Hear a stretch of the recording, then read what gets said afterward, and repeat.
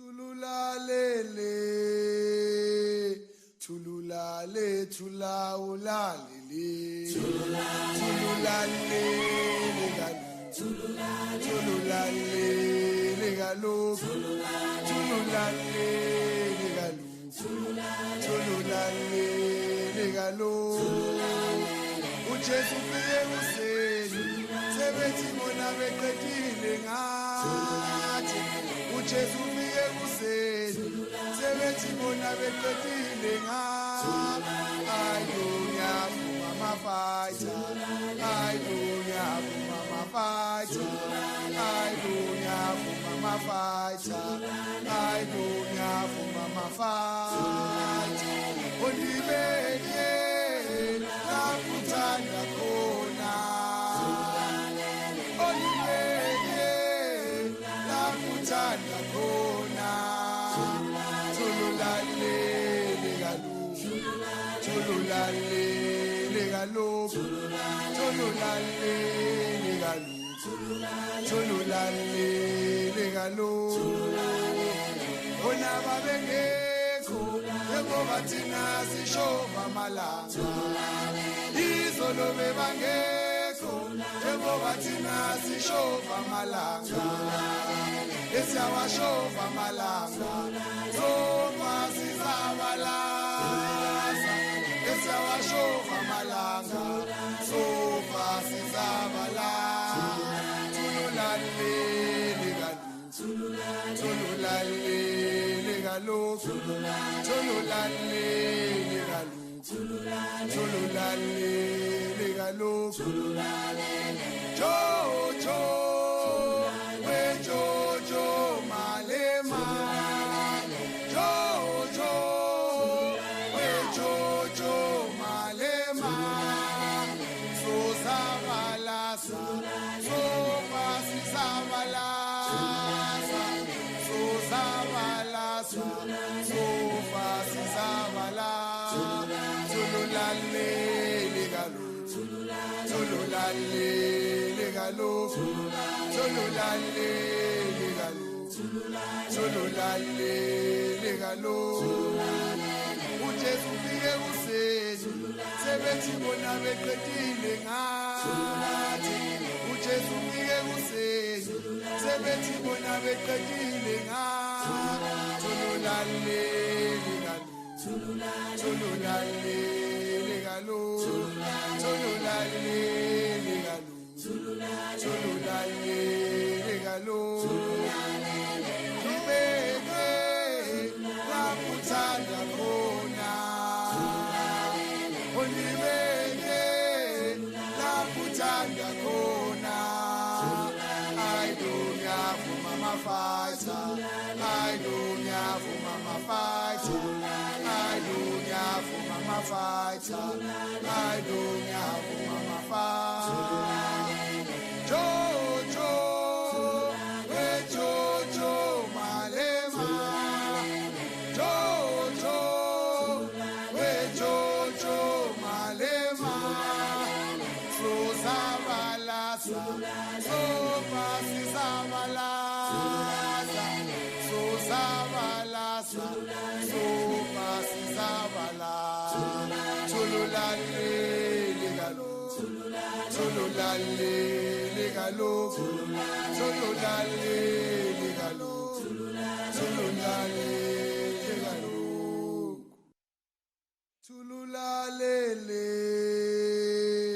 tululale, tulaulalele, tululale legalo, tululale legalo, tululale legalo, tululale legalo. Ujesu fiye useni, sebethi bona beqedile ngathi. Ujesu fiye useni, sebethi bona beqedile ngathi. Ayunya mama fighter, ayunya mama fighter, ayunya mama fighter, ayunya mama fighter. Olibeye nakuthanda khona, olibeye kuthanda khona thululalele kaloku thululalele kaloku thululalele kaloku thululalele kaloku bona babengekho njengoba thina sishova amalanga izolo bebangekho njengoba thina sishova amalanga esiyawashova amalanga sofa sizabalaza esiyawashova amalanga sofa sizabalaza thululalele kaloku thululalele kaloku thululalele kaloku thululalele kaloku Jojo we Jojo Malema Jojo we Jojo Malema so zabalasa so pasizabalasa so zabalasa so pasizabalasa thululalele kaloku thululalele kaloku thululalele kaloku thululalele kaloku uJesu ufike kuseni sebethi bona beqedile ngathi uJesu ufike kuseni sebethi bona beqedile ngathi thululalele kaloku thululalele kaloku thululalele kaloku thululalele kaloku ibeke lakuthanda khona olibeke lakuthanda khona I don't have mama fighter I don't have mama fighter I don't have mama fighter I don't have mama fighter Jojo we Jojo Malema Jojo we Jojo Malema so zabalasa so pasizabalasa so zabalasa so pasizabalasa thululalele kaloku thululalele kaloku thululalele kaloku thululalele kaloku thululalele thululale thulawulalele thululalele kaloku thululalele kaloku thululalele kaloku thululalele kaloku uJesu ufike kuseni sebethi bona beqedile ngathi uJesu ufike kuseni sebethi bona beqedile ngathi ayonyafuma amafaitha ayonyafuma amafaitha ayonyafuma amafaitha ayonyafuma amafaitha olibeke lakuthanda khona olibeke lakuthanda khona thululalele kaloku thululalele kaloku thululalele kaloku thululalele kaloku bona babengekho njengoba thina sishova amalanga izolo bebangekho njengoba thina sishova amalanga esiyawashova amalanga sofa sizabalaza esiyawashova amalanga sofa sizabalaza thululalele kaloku thululalele kaloku thululalele kaloku thululalele legalo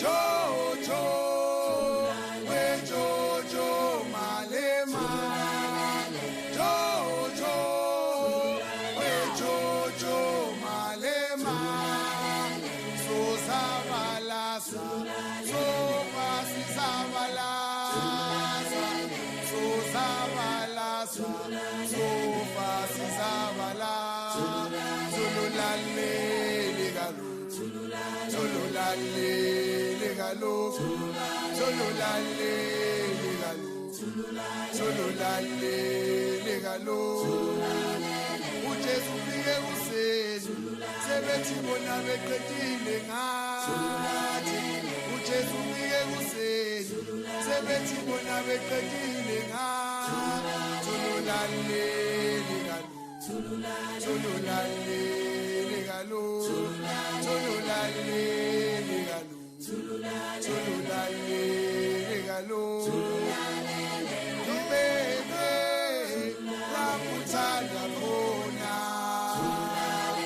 Olibeke raputhanda khona I don't have mama fighter I don't have mama fighter I don't have mama fighter I don't have mama fighter Jojo we Jojo Malema Jojo we Jojo Malema so zabalasa so pasi zabalasa so zabalasa so pasi zabalasa Zululale legalo Zululale legalo Zululale legalo Zululale legalo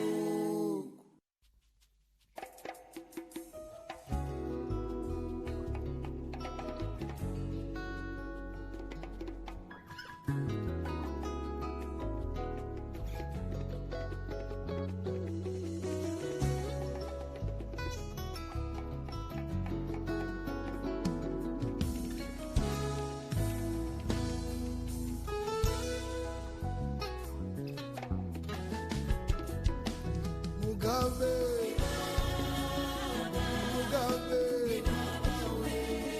Mugabe, Mugabe, Mashele, Mashele, Mashele, Mashele, Yerere, Yerere.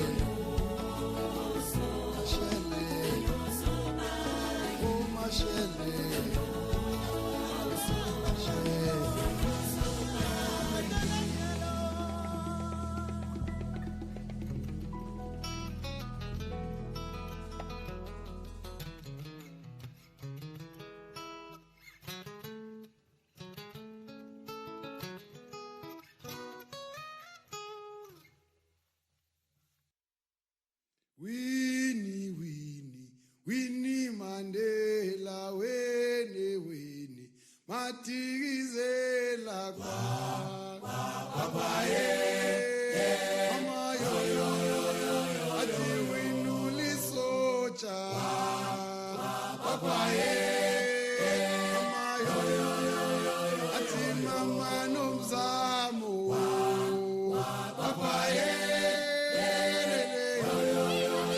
ati winuli socha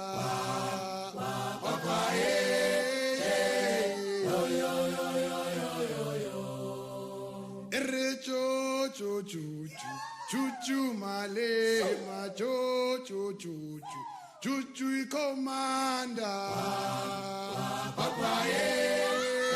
amayo ati chuchu lisocha,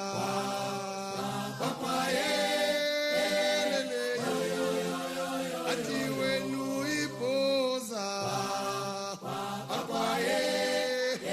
amayo ati wenu ikomanda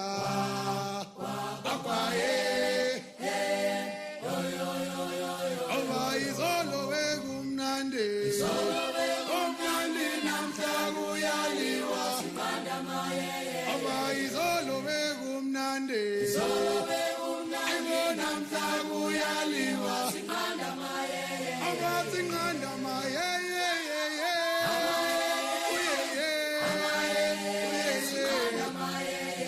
Singanda maye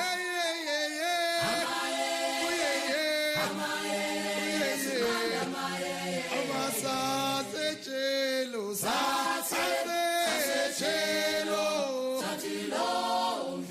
Abasa chelo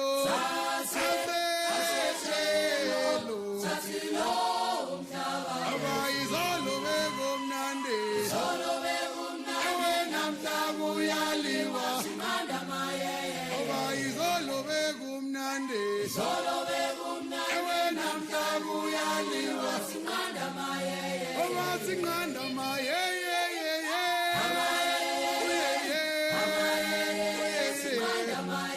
Aba singanda maye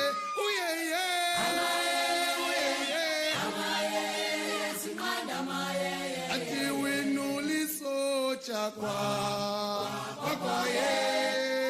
Mama yo Aba wenuli socha Mama yo Ati matigizela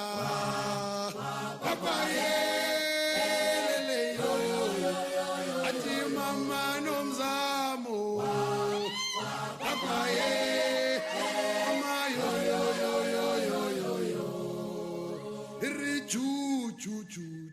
Chuchu Malema,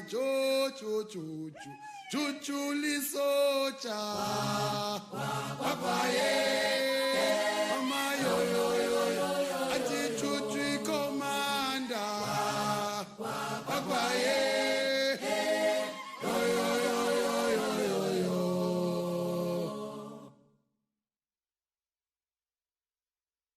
Malema lifighter lami guwe ebazophela bangithi ngenawe enasho ngenawe enasho ngenawe enasho ngenawe enasho nguwe ifighter lami guwe ebazophela abantu guwe ifighter lami guwe ebazophela abantu Django we students commander Django we ishumle minyaka Django we students commander Django we ishumle minyaka ngenawe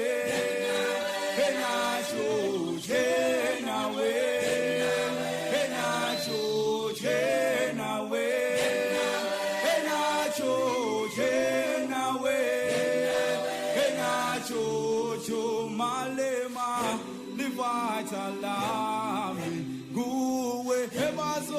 bazophela abantu Malema lifighter lami kuwe ebazophela abantu ngithi ngenawe enacho ngenawe enacho ngenawe enacho ngenawe enacho nguwe ifighter lami kuwe ebazophela abantu kuwe ifighter lami kuwe ebazophela abantu Django we students commander Django we ishumle minyaka Django we students commander Django we ishumle minyaka ngenawe enacho ngenawe enacho ngenawe enacho ngenawe enacho Malema ifighter lami kuwe ebazophela abantu Malema lifighter lami kuwe ebazophela abantu ngithi ngenawe enacho ngenawe enacho ngenawe enacho ngenawe enacho nguwe ifighter lami kuwe ebazophela abantu kuwe ifighter lami kuwe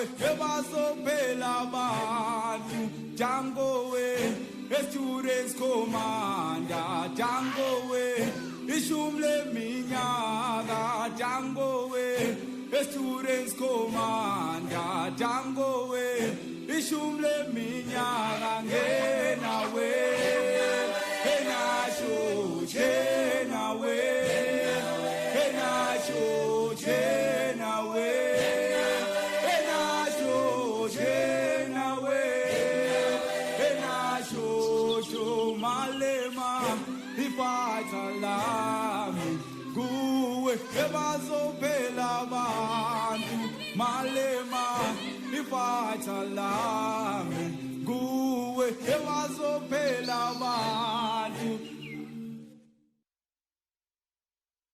Bizani fire brigade uyasha umlilo lo Bizani fire brigade uyasha umlilo lo uyacha abantwana bami uyacha abantwana bami uyacha abantwana bami uyacha abantwana bami ebizani fire brigade uyacha ayumlilo lo ebizani fire brigade uyacha ayumlilo lo amafight angene pitoli amafight angene pitoli amafight angene pitoli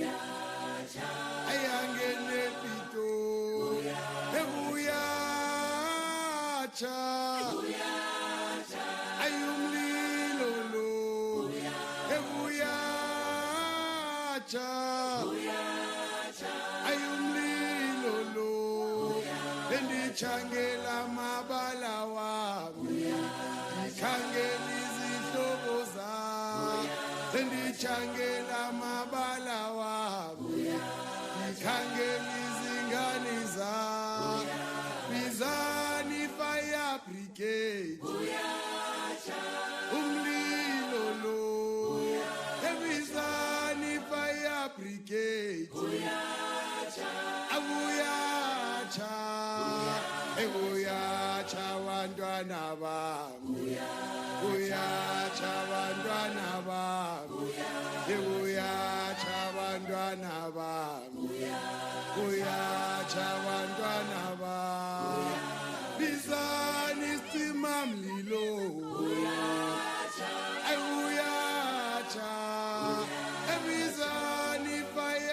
brigade ayumlilo lo ayalena lena le ayalena lena le ayalena lena le ayalena lena le kuyacha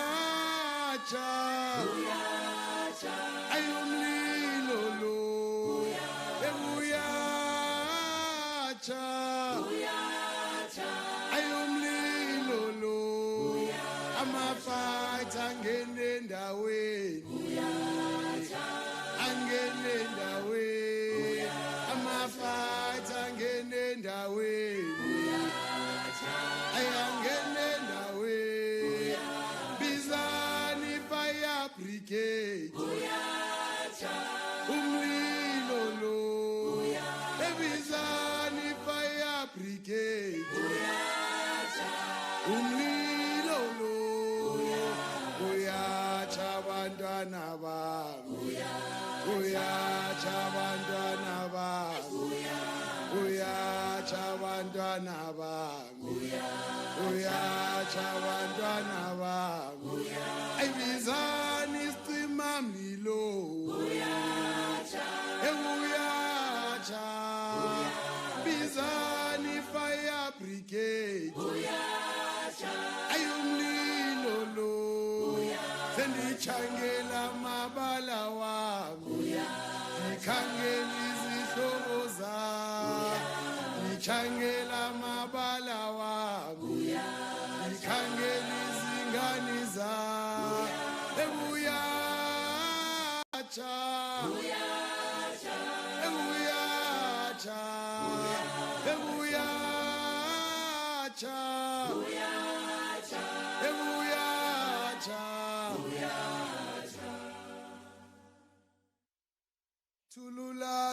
tululalele tululale tulaulalele tululalele galo tululalele galo tululalele galo tululalele galo uJesu ufike useni sebethi bona beqedile ngathi uJesu ufike useni sebethi bona beqedile ngathi ayunyavuma amafighter ayunyavuma amafighter ayunyavuma amafighter ayunyavuma amafighter olibeke nakuthanda khona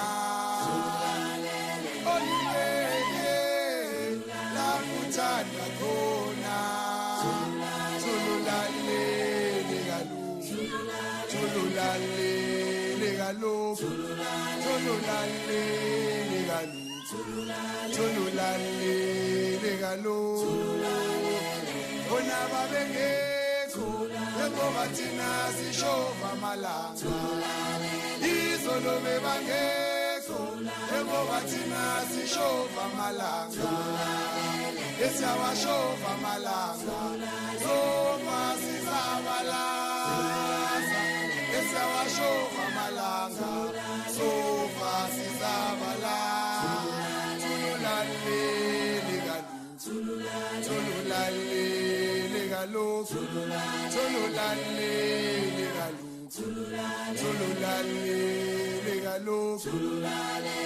Jojo we Jojo Malema Jojo we Jojo Malema so sabalasa so pasisabalasa so sabalasa so pasisabalasa tululalele galo tululalele galo tululalele galo tululalele galo uJesu ufike useni sebethi bona beqedile ngathi uJesu ufike useni sebethi bona beqedile ngathi tululalele galo Tululale legalo, tululale legalo,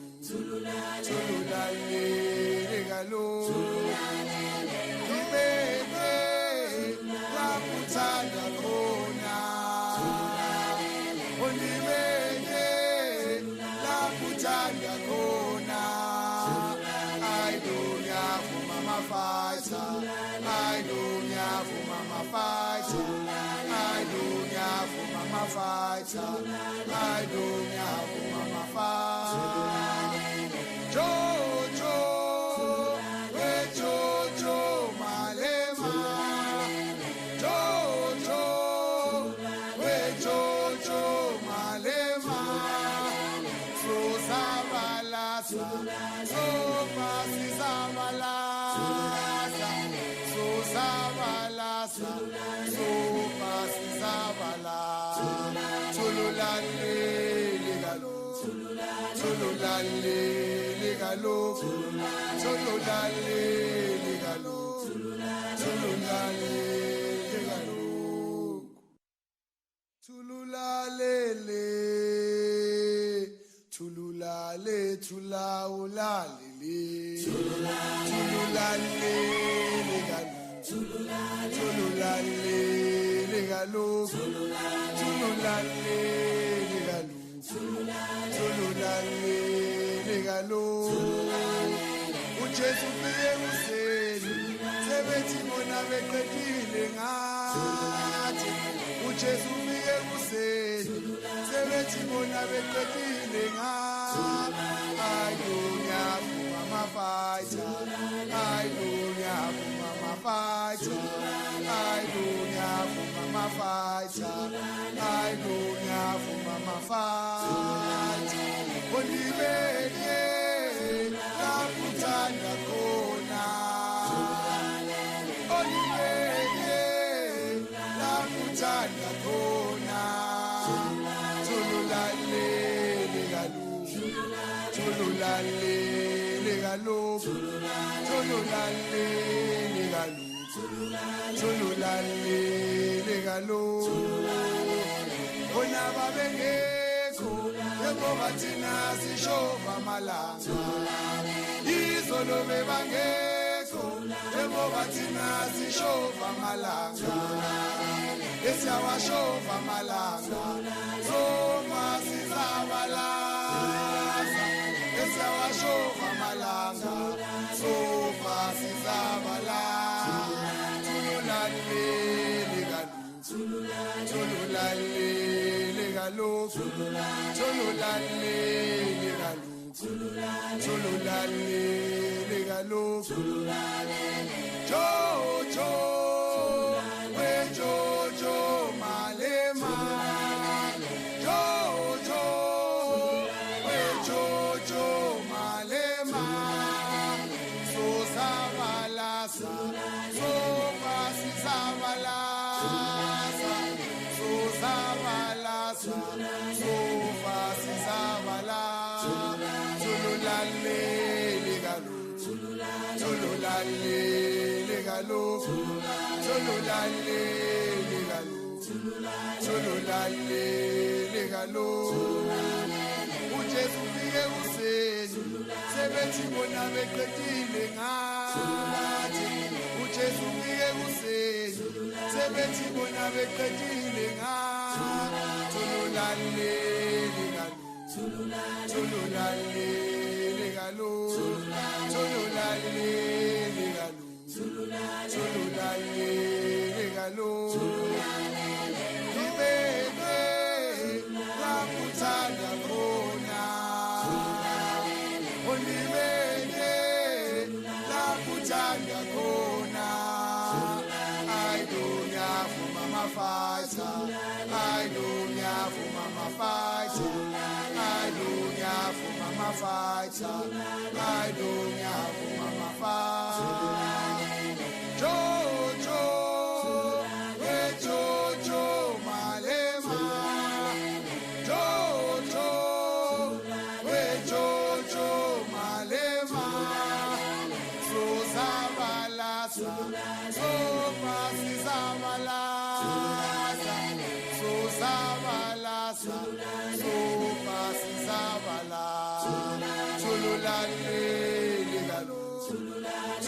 Tululale legalo, tululale legalo, tululale legalo, tululale le, tululale tulaulale le, tululale legalo, tululale legalo, tululale legalo.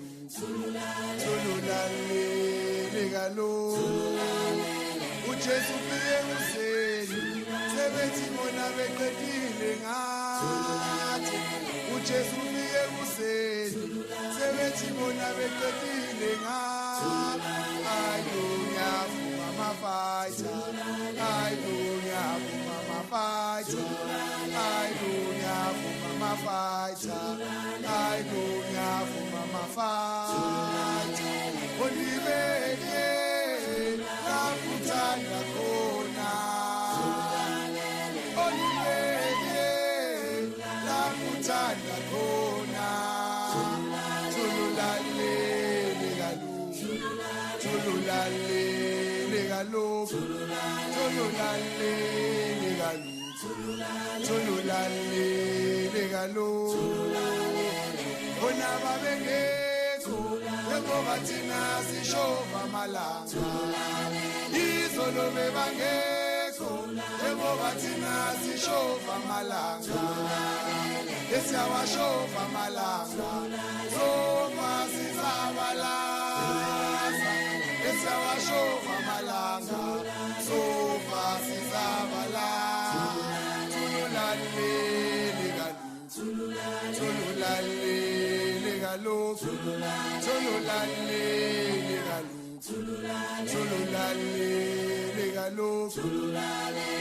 Jojo we Jojo Malema Jojo we Jojo Malema so sabalasa so pasisabalasa so sabalasa so pasisabalasa tululale legalo tululale legalo tululale legalo tululale legalo uJesu ufike kuseni sebethi bona beqedile ngathi uJesu ufike kuseni sebethi bona beqedile ngathi tululale legalo tululale legalo tululale legalo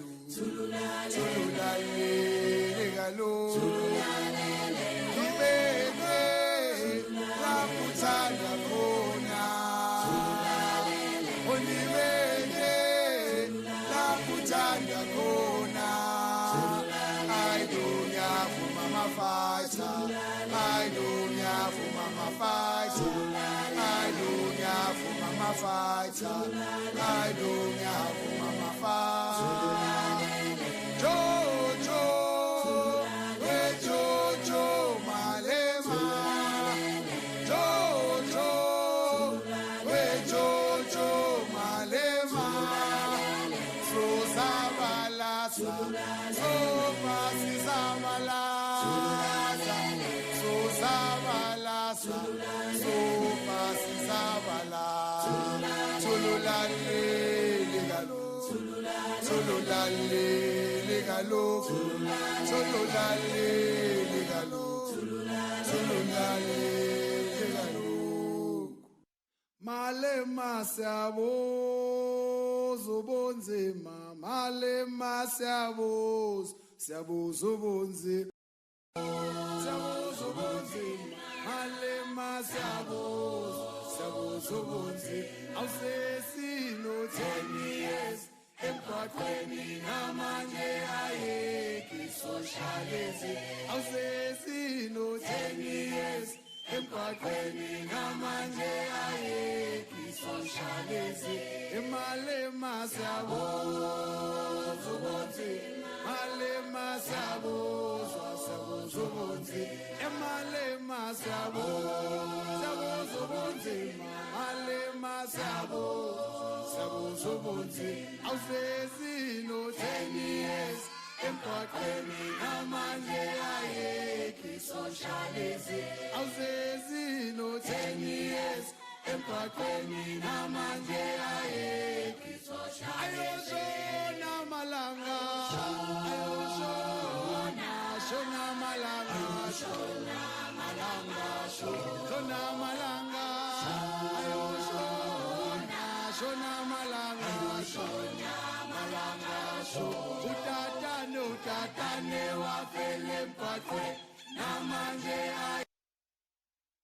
Malema lifighter lami nguwe ebazophela abantu ngithi ngenawe kenasho kenawe kenasho kenawe kenasho kenawe kenasho nguwe lifighter lami nguwe ebazophela abantu nguwe ifighter lami nguwe ebazophela abantu jangowe students commander jangowe ishumle minyaka jangowe students commander jangowe ishumle minyaka ngenawe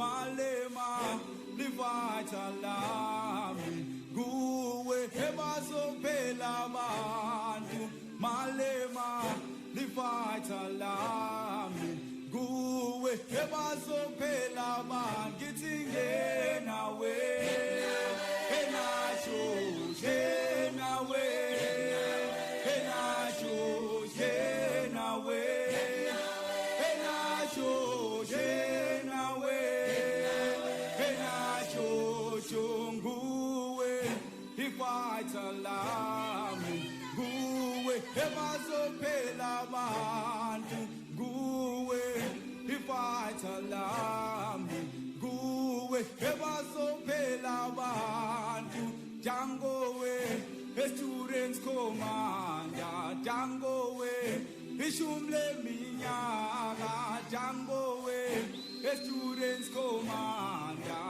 jangowe ishumle minyaka ngenawe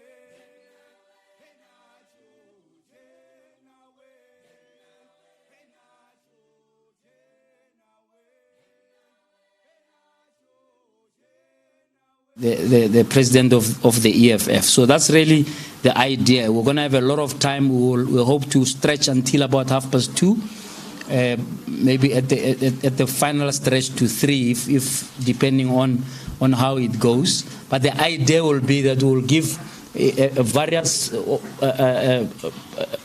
people in the audience who have been invited to engage in a more thorough way with the subject matter. So thank you so much for being here, and I really thank you for responding to our invitation.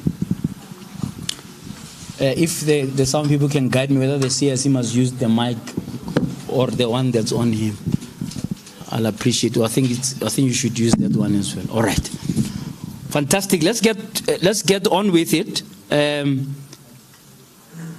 I'll talk for a few minutes with the CIC, and then I will open it to the guests who are here today.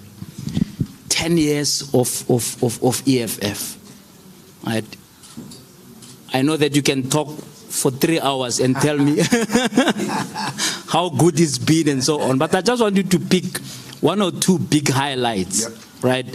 To say in these 10 years, what has characterized, what you can call success, and then give me 1 or 2 lowlights. What could characterize what you say, hey, here we missed the boat, right? Just to set the pace of what we are going to converse today. No, thank you very much for the invitation, and We greet everyone in the hall and the audience that are watching from the videos and the YouTube. It has been a very difficult journey because we were canvassing new grounds. We had never formed political parties. We woke up to join political parties. We had no resources. We had no experienced men and women in the form of ministers, former ministers, MECs, mayors. We came together as people who had interest in the struggle for economic freedom and formed the EFF without attracting these high profiles, and therefore had to build an organization with ordinary innocent people. And that helped us a lot because there was no problem of egoism, a problem of I've done this before, I come with my own weight, and therefore you can't tell me this or that. Yeah. So we were listening to each other, we persuaded each other. A lot of ideas were thrown around, coming from different schools of thought, and trying to form this leftist organization.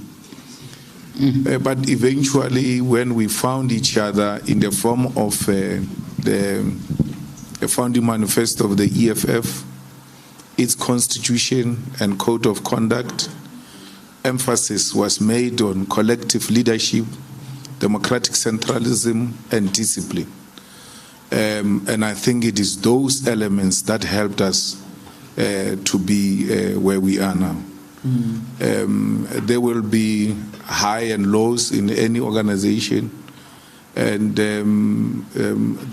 one of the lowest moments was when there was a concerted effort to discredit the EFF on VBS, where you can see that someone developed a strategy and said, we're going to use this to attack the EFF and delegitimize it. And I think somehow affected our performance because it was on the eve of the elections. So it was well calculated, it was deliberately done, and but we managed to stand the storm and fight it. The other lowest level will be where the staff riders get entrusted with the responsibilities. Staff riders? Yes. The people who just come for opportunistic reasons. Oh, okay. And then hijack the movement and want to give it a direction it's not supposed to take. And some we've had to release, some fell on their own. But if you read the EFF political report to the first National People's Assembly, I make that assessment that there will be staff riders and some will fall on the way. And when it happens, it doesn't shock anyone. They are not the last ones. There will be many others. Because remember, if you join for personal accumulation, personal glorification, when those things are not achievable in the foreseeable future, you become impatient and then you abandon the ship. So there will be many others like that. But it has been a very good journey. We worked with men and women of commitment and dedication who love their work, who do it genuinely, who are driven by the passion to pursue the struggle for economic emancipation. And they are the ones who have made this organization to be where it is now. Before I get to, because I want to get into the seven pillars. Maybe we won't have time to go to all seven because it means to be a seminar that will last all day. But before we get there, why do you think that even though the EFF in a way is seen as a chip of the ANC, in other words, you wouldn't have formed it if you were not expelled from the ANC, because you've always said, I'll die ANC and so. Then you have to revise that to say, hey, these people have removed me, so I can't die ANC if I don't just fold my arms and let the country go to their dogs, right? But how do you explain that not too many of the ANC, if one can say heavyweights, did not, even after 5 years of seeing that this thing is moving, fast and furious, join through, right? Was it an issue of ego of those people? Because one could say there are a lot of ANC people who are EFF at the heart. Would that be a correct assessment, that there are people who don't have the courage of their convictions to make their leap, to say, look, the ANC is not happening. Here's an alternative that's closest ideologically and otherwise to what we would have wanted to achieve through the ANC, which seems to be failing? Well, we're dealing with a problem of ageism. Remember, when we formed the EFF, we're called boys and girls. Even when we're married with kids, they were just referring to us as boys. So we have a problem of ageism, but we also have a problem of egoism. Who's doing it? And we also have a problem of tribalism. So we are a country characterized by those types of irritations, if one may say so. And it will take a long time for people to come to accept that there is an alternative. And we're not complaining because, to start with people who have not occupied positions before and they don't use their previous experiences in those positions to want to impose themselves on the leadership of the EFF. It's good to work with such people. I mean, someone one day will have to tell us, why did NUMSA form a party when the EFF was there? Because there was no need. I mean, they couldn't pull anything, despite the fact that they bought all beautiful buggies everywhere, had posters everywhere. But they knew that their experience is unionizing people. So they wait for capital to organize people for them on the shop floor, and they find them organized. And then they start talking to, they don't know to organize people. The people get organized for unions by capital in the form of employment, and they find them readily available to be recruited into the union. Now they thought they've got that skill, and then they tried to organize people which they've never organized before. And it proven to be difficult. I mean, there's always been a temptation that the EFF must form a union. And I've always said, look, you can't form an EFF union with people who have no background of unionizing people. It is bound to fail, and when it fails, it will reflect on the EFF. So you don't just do things for the sake of doing them. You need people who come with that experience, and you are guaranteed some sort of success. So political jealousy, the political squabbling, there are a lot of comrades who had shown interest. But also the politics of the stomach are a big problem, because if I leave the ANC, what will the EFF give me? Because look, I'm a researcher, I'm a municipal manager, I'm a councillor, I'm a mayor. I may not be happy there, but I can't leave, because if I leave, I'll have a problem. We went to some municipality to do Andries Tatan campaign, and when we arrived, we didn't have sufficient tools of trade. It was the ANC leadership which was organizing TLBs and trucks for the EFF, that no, this EFF campaign must be successful. But they are local leaders of the ANC. Why can't they do it as ANC and clean up after their own people? And want the EFF to succeed in that regard. So you can see that they love the EFF, they want to be in the EFF, but there is a limitation that if we go there, we may lose the opportunities that we have on this other side. I want to latch on to that, because John Steenhuisen has declared you enemy number one. Yeah. And he's couched something called the Doomsday EFF ANC coalition. He's saying this must be avoided at all costs. And they're going to have a moonshot It's moonshot. Moonshot pact, They yeah. want to fly to the moon. Yeah. And make sure that you never even smell power. Right? What do you think of that? Do you think that that was a little bit, for lack of a better word, ill-considered to write off a party that's already number 3, that could easily be number 2 in the next election, ahead of an election? Or you think that it was good because you fundamentally are in opposite poles in terms of a possible coalition come 2024?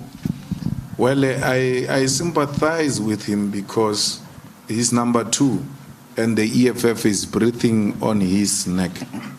So early January, Ipsos does a research, put the DA at 22, and then later around March or so, and then on first one put DA 22, EFF 13, and then come back around March to put DA 16, EFF 13. So the EFF hasn't grown, hasn't declined, but the DA has declined. And the DA has got authentic internal report that shows them that the EFF is passing you. So now you are busy fighting with number 1, and there is a person here who's disturbing you. You have to stop so that you stop this one and then maintain your position so that you can fight with that one. So their stopping is because the EFF is breathing on their neck. And they've come to accept that the EFF is going to pass the DA. And then they do a moonshot pact and then exclude the EFF. Yeah. The EFF would like to work with opposition parties to remove the corrupt ANC from power, but also to give the people of South Africa something different. But we cannot impose ourselves on the opposition parties. If they don't want us, we'll work with those who want to work with us. And therefore, but our preferred choice will be that the opposition parties should come together to unseat the ANC. And we've done this before.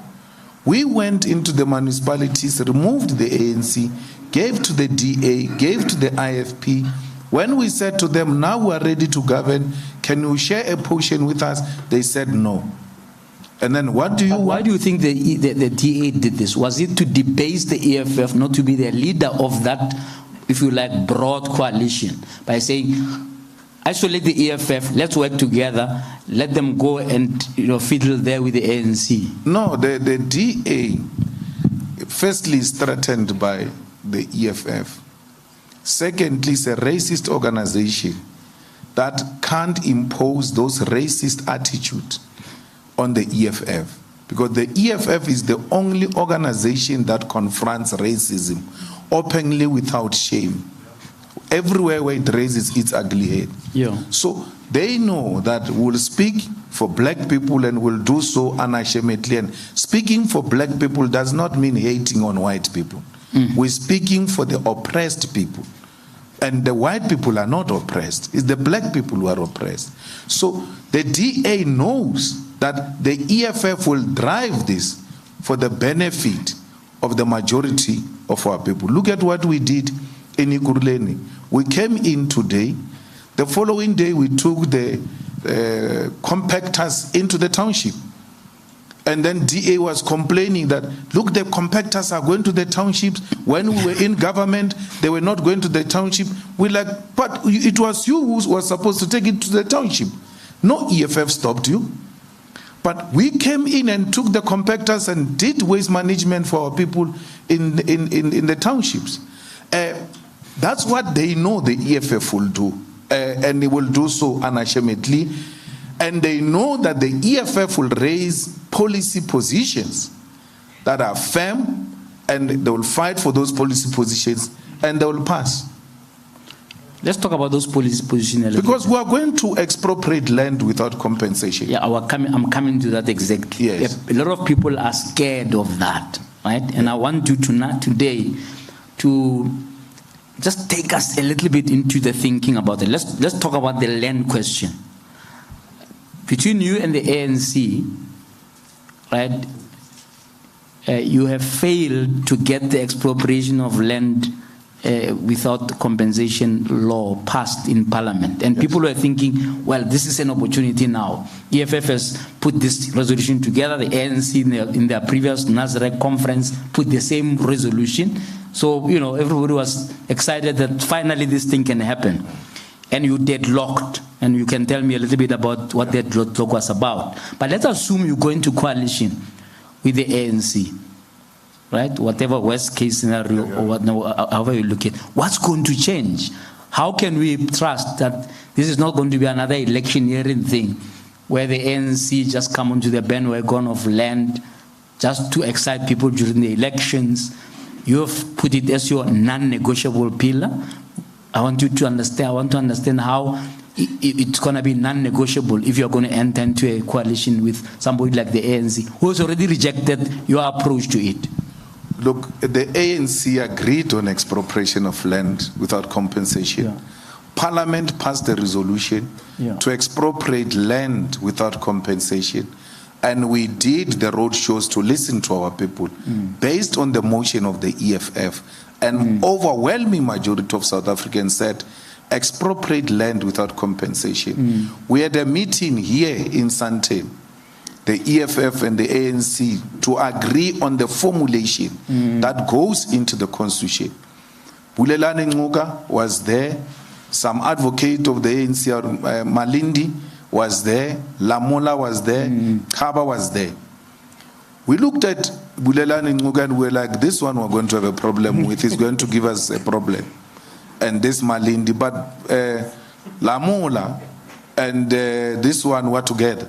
From the Youth League, we've been pushing this. Lamola opposed expropriation of land without compensation the way we expected Bulelani Nguga to oppose it. Bulelani Nguga said, this is a good deal for our people who must agree with this. We need to agree that we're going to expropriate land without compensation. Kaba went outside to speak to whoever on the phone, and then they came back, they said, no, it's not going to happen. What was the deadlock exactly? The deadlock is that the current policy allows expropriation of land without compensation. And then we said, if that is your argument, then let's make it explicitly so that there is not too much ambiguity and misinterpretation and interpretation of what we seek to do. So I'm just saying to you, JJ, we were doing it. There was no electioneering. It went inside Parliament. Then when the time comes for us to now pass it, the ANC says, no, we'll expropriate state-owned land. How do you expropriate something that the state is already owning, including without compensation, including rotten land? What do we do with the rotten land? Because the land we're talking about is this land where we are now. We want prime land owned by the state. And when you started, you said people are scared of that. It's an imaginary thing. It's a swarghafar. It's not true. This elite that stays in Midrand here, they are staying on a land owned by Indian, who said to them, you are leasing for 100 years, 99-year lease. Beautiful houses are being built, not shacks, on a land that they don't own. There are no transfer costs here in Waterfall. You buy a house, you don't pay for transfer costs because the house will never be transferred to you. It remains on the land. But wasn't the deadlock that, and please correct me if I'm wrong here, isn't the deadlock that you are saying the land must be in the hands of the state, and the ANC in this case will say no, you must give title deed to the people directly.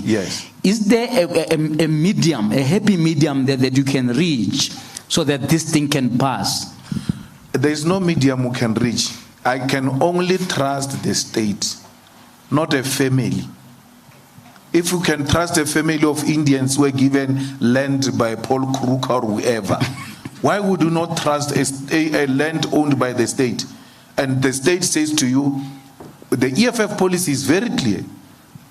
You don't lose anything. declare this portion of land is under me, I use it for this purpose of hotel, and then it gets registered like that, you continue business as usual. Tomorrow but is it yours? Is it yours, or does it belong to the state? It's yours. The water belongs to the state. But when you drink that water from the tap, do you feel state ownership there? You don't feel any state ownership. The electricity belongs to the state. When you switch on, do you feel any state ownership there? That SABC belongs to the state. When you watch it, do you feel less ownership of what is in your house? It's not correct. The mineral resources used to belong to the Anglo-American. Yeah. They were now taken to the custodianship of the state. And anyone who wants to mine in South Africa must now apply and be given a license by the state. No one now doesn't feel less owner of the mineral resources. So it is entirely incorrect. Yeah. Our people will never get the land for as long as the means to the ownership of the land is as is. Let's look at the policy of willing buyer, willing sell, right? Even if you can have money, JJ, for some reason the Oppenheimers give you money, and then you're willing to buy a land here in Sandton, and there is no willing seller. Yeah. What's going to happen? You'll never own a land. So it doesn't matter even if you have money. It's worse when you don't have money. How negotiable are you, though, to enter into coalition with people who see it exactly the opposite of you? Look, those are ideological issues. Yeah. Those are ideological issues. The first thing first is the people of South Africa. That you ought to join a coalition that says, we're going to end corruption. Yeah. We're going to fight crime fire by fire. We're going to make sure that the youth of South Africa get employment. And those that are still looking for employment and they are graduates, there is graduates allowance to encourage the culture of learning and teaching in our communities. And make sure that the whole of South Africa is clean to restore the dignity of our people. Because you have not won elections, you can't keep on insisting, yes, these issues will keep on putting them. Yeah. But there can't be a deal breaker that when we've got an opportunity to resolve the immediate challenges of our people and use that popularity to outrightly win the elections and implement these positions without any irritation. That's an interesting angle. Let's apply it to the other pillar of banks. Yes. Can you just tell me how this is gonna? Let's say you get power tomorrow, right? The banks, almost all of the big 4, 5 banks belong to private sector. Yes. And what's interesting is if you look at the BEE charter around banks, is the poorest in as far as target is concerned. In fact, I think they said something like, in 5 years, and this was long ago, like 2007, in 5 years they would like 10% to belong to black people. So it's even under-targeted already.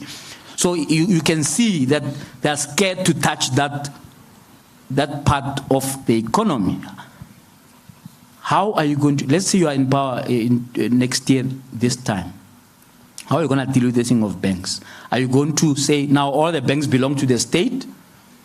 Right? How do you do that? Because this is, if you like, an uncharted water, even by the current government. Even with the BEE law and so on, they still excuse them to say, no, you only have to give up 10% of what you are doing. And what's interesting now is, when you want to do a BEE deal, you still have to go to the same banks to get you, to help you to buy into their new businesses, which actually means they now still own those businesses because you owe them and they can't transfer ownership to you until you finish paying, which hardly ever happens.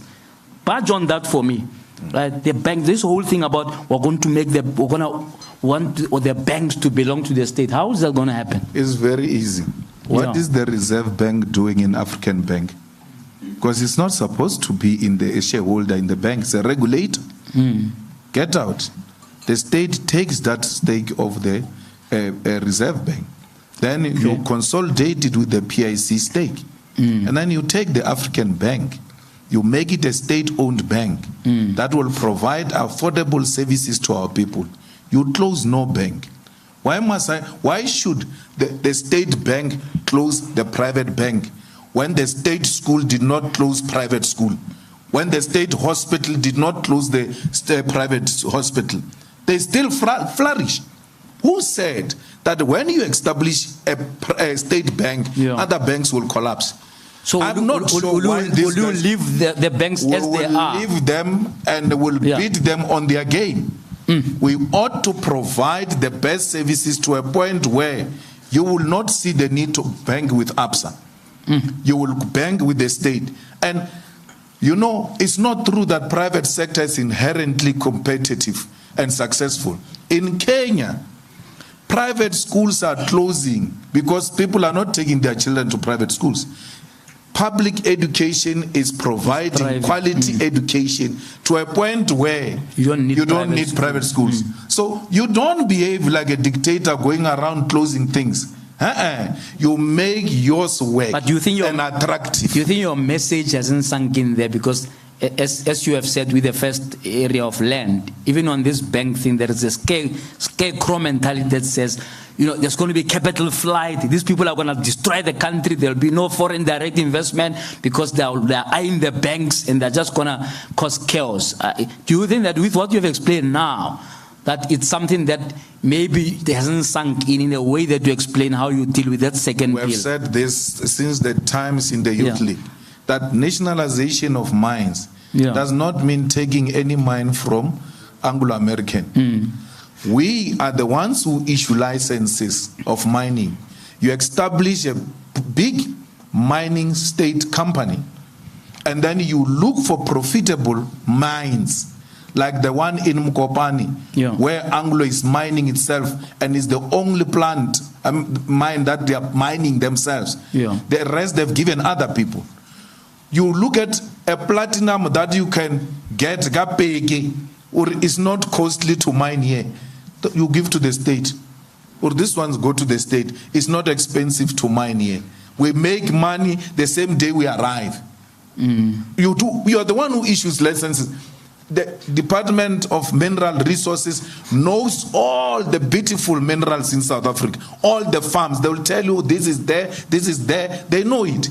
So we don't go deep down mine going to look for non-existing gold. Tabarakwa.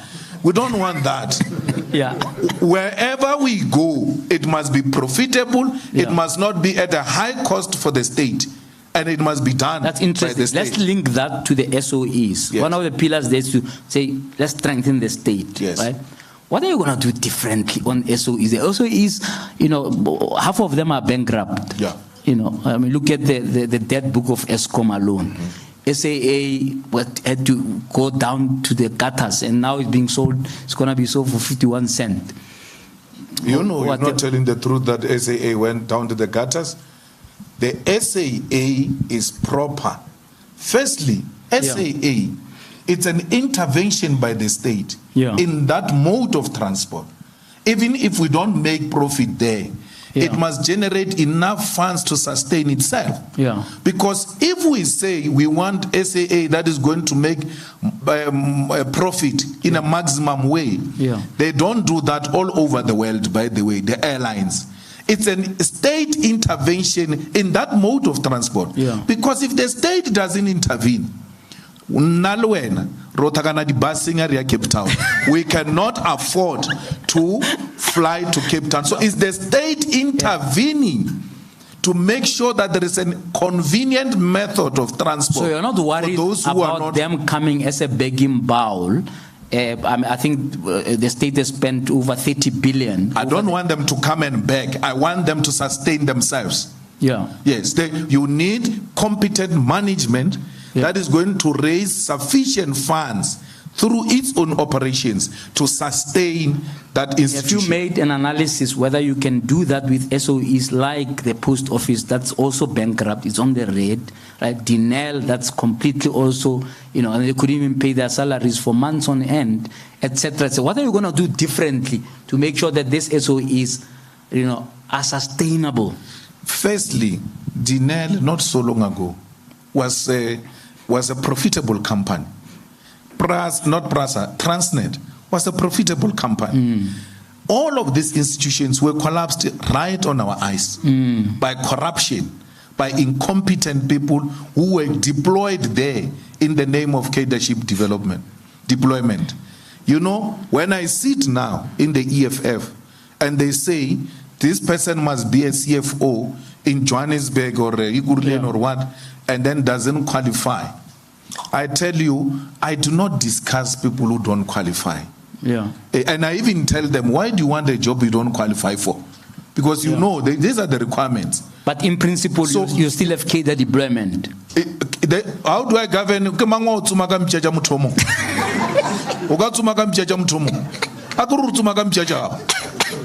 I hunt with my own dogs. Yeah. Yes, because but competent ones. Yes. Just na man. Yeah.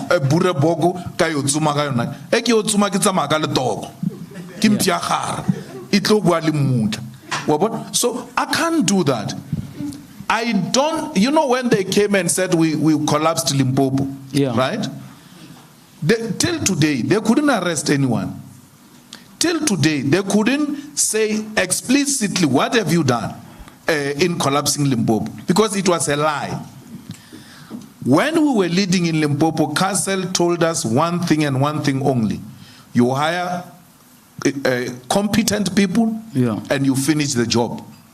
Clifford Motsepe was a friend of mine running Department of Housing. Every year we finish the money of housing, go and take the money from Free State, go and give Limpopo. That's how much good we're performing. When they were putting that government under administration, they couldn't put Motsepe's department under administration because that is the department they wanted. The person who was more close to me was Clifford Motsepe. We never, and since I was born till this age, I've never sat in a meeting where we discuss crime. I come from a township where a lot of guys my age, even my section where I come from, they've been to prison, police cells, and all of that. I've never been in that space because I've never sat in a meeting where we discuss crime. Once you start doing that, I express my view and I discourage it. If you can't listen to me, I walk away. I don't do such things.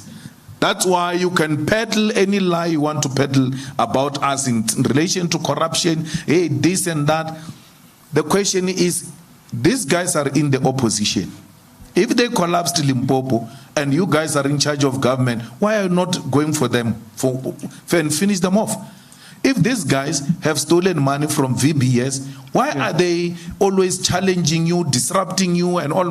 Stop this thing, man, by arresting these people they've stolen from VBS. You've got the power. There's no day where we've been egg walking around the state because we've got our own issues that if we are not careful, they will arrest us. No. We speak truth to power unashamedly, even go into some method that are unheard of, without fear. Yeah, talking about that because we are not scared. All right, I want to give my colleagues a chance to deal with you now. No one can deal with you. But before that, ESCOM quickly, big crisis. You 4 weeks ago, and I may be wrong about the time, you said in 2 weeks there'll be a grid collapse.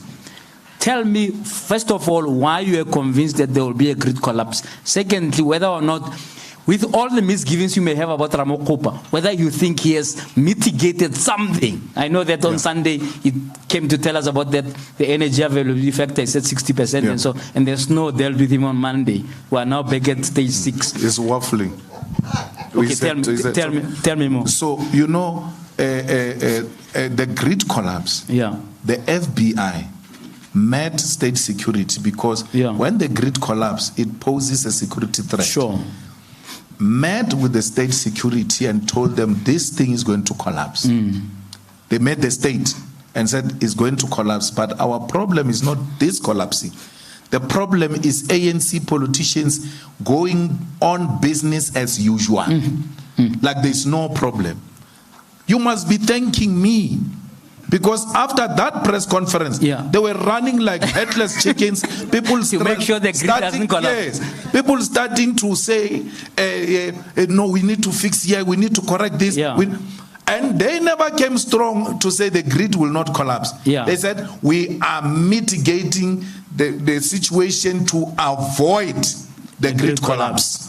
But don't you give Ramokgopa some credit? What credit? Small credit. No. Of he intervention. Said, talk, Sunday he came. No, we're cruising nicely. This winter, yes, enough. What's happening now? But did you anticipate the snow on Monday? No. No. Then he's a fool. Because we were sent messages before Sunday. I got a message that my child must come to school on Monday with a small blanket. My son knew it's going to be cold on Monday. You didn't even need intelligence. My son knew that it's going to be cold on Monday. So you just needed the weather report. The whole minister didn't know that there is cold front coming and the demand is going to be high. He came here and said to us in a 2 weeks time or so, he's going to bring 1,000 megawatts from Mozambique. He said to us, he's going to plug the power ships. Where are they? We have a problem now. Where are they? Because he calls a press conference, talks, and then it ends there. Nothing changes. In your rally a few weeks ago, you accused him of corruption. I mean, to put it bluntly and frankly. Right? And you even mentioned Dr. Anamo He brought Dr. Anamo Khoko into the power ship. Of a power ship, which he was not part of. Ramokgopa and Anamo Khoko.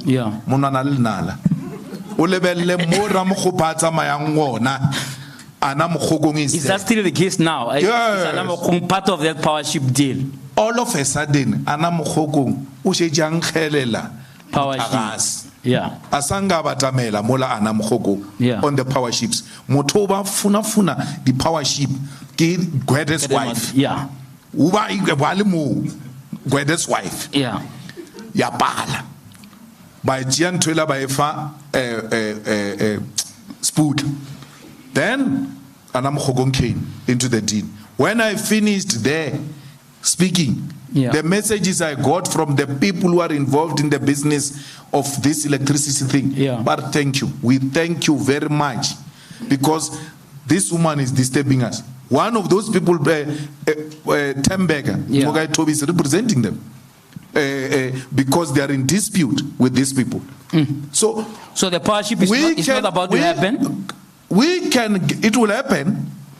But you know what you need to know, South Africans, is that even when we are at the height of a crisis, these people still negotiate their way.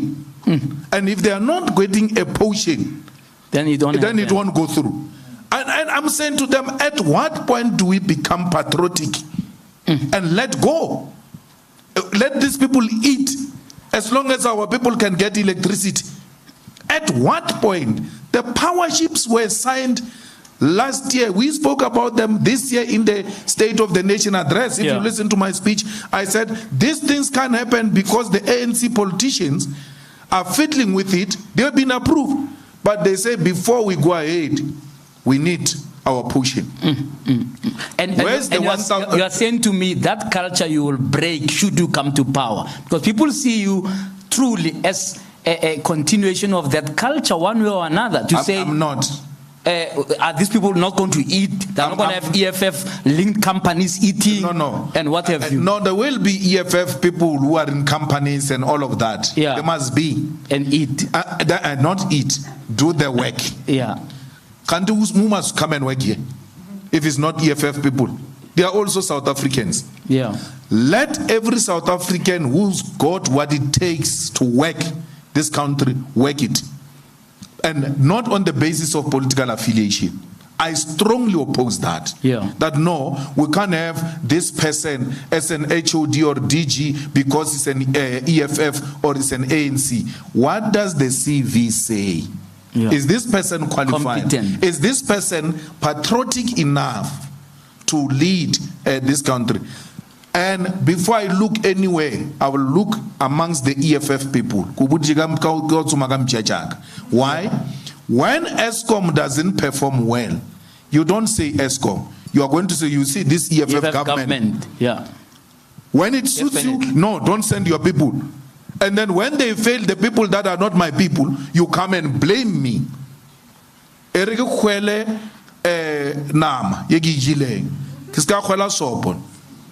So leadership development means the comrades that are qualified, who have been to school, who are highly trained in this field. And the ANC, what is painful about it is that it took a lot of comrades to school and trained them. Now they isolate them for political reason and factionalism. Final question from me before I give my colleagues. EFF, ANC, a coalition in Johannesburg, are you happy with that mode? People are a bit nervous that it looks like you guys, between you and the ANC, you are toying with Johannesburg, giving mayors who don't know what they are doing. We are now on mayor number, God knows what, right? And then you got one now who's hiding, never wants to talk to anybody. Under your watch, summary there, what is the rationale? Why couldn't you just get either from you or ANC to take the mayorship? Because it looks like it's now a joke. Well, I think you are unfair, and you are judging people harshly. He's a councillor. You don't start by the mayor. He's a councillor. And for you, commander. Yeah. For you to be a mayor, you must first qualify to be a councillor. Yeah. And then once you are a councillor, you qualify to be a mayor. Yeah. So instead of you guys talking mayorship, why are you not talking removing him as a councillor? It is the people's will that have put him in the council. It's not the EFF, it's not our member. We voted for him in the council because... But is he the best foot forward? You've been talking about qualifications and competence and what? The best foot forward. The problem is that his leadership style is not yours. We lead differently. When our rasa when our rasa. So he's got his own way of doing things. He goes to places. Quietly. Firstly, he gave. He's leading quiet. No, he gave the acceptance speech. Yeah. And for your information, he's smarter than the one that left before. Yeah. Very articulate. Yeah. And very knowledgeable about local government. And then he will visit projects of the municipality. Not with these road shows and too many convoys. No, it's a different kind of a cadre. But he's there. He's available inspecting the projects. So you have confidence in him? That's why we elected him. So there are a lot of people that are your favorites who don't speak. And we never get to hear accountability from them, and you guys don't take them on. One of them is Jamnandas. I mean, Jamnandas can disappear for 4 months, and then the state-owned enterprises are collapsing under him. But no one has ever said Jamnandas is a bad leader. No one knows where the guy is. No one. But there's never been a story. But this one of the same color with me. Yeah. Because of our color, we are judged differently from other people. But the guy is there. Yeah. And look, the day he was supposed to answer questions, he even collapsed. He got sick. He got sick and he was rushed to the hospital. Not because he didn't want to do his job. Yeah. But Jamnandas didn't collapse anyway. And we don't see. Ladies and gentlemen, the CIC of the EFF. Okay, I'm going to give you my colleagues. Who wants to start? Let's start in this table here. Remember the rules, guys. So I'm giving you time. You ask your follow-up questions. The CIC will respond immediately before we move on to the next person, so that it can become more of a dialogue rather than a long-standing thing where he'll answer at the end. Oh, okay. Just introduce yourself as you start. Okay, thank you very much. It's Mzondi Limbeji from the SABC. Mr. Malema, there has been a number of events as well in the country currently, especially during this month of July. I think 2 years ago, around this time, it was bad. So, and the reason was obviously, I think it was related to the incarceration of the ex-president. So we saw a judgment, was it a ruling? I don't know how which basically said, I think when all is said and done, he needs to go back to prison. So given what has been happening and some of those sporadic incidents around the trucks, you know, so I'd want to hear your view around those matters. And then, of course, on the Mkhwebane thing, you issued a very strong statement, also following what the Constitutional Court said. Just perhaps that response on that one before I follow up. Look, the Mkhwebane judgment is bad. It doesn't matter how you look at it. President Zuma was told he cannot appoint the head of the commission of inquiry because he's implicated. That's how Zondo was appointed. That part of the things that are going to be investigated by this commission that we're seeking to establish are going to implicate President Zuma, and as a result, he can appoint a judge of who's going to preside the commission. Today, Ramaphosa can remove a person who is investigating him and says, I didn't know who was going to be the acting, even when it's not true. He knew who was going to be the acting PP. There is a deputy PP at that level. Galeka was a member. I'm not saying he's a member. I don't know what is the status now. Galeka led the ANC Youth League with us. And when we say with us, we're talking yesterday. And one of the questions these comrades, when they interview her now for this, they must ask her if she's still a member of the ANC. And if she says no, they must ask her, when last did you terminate your ANC membership? She was not just a member. She was a leader of the ANC Youth League in Gauteng.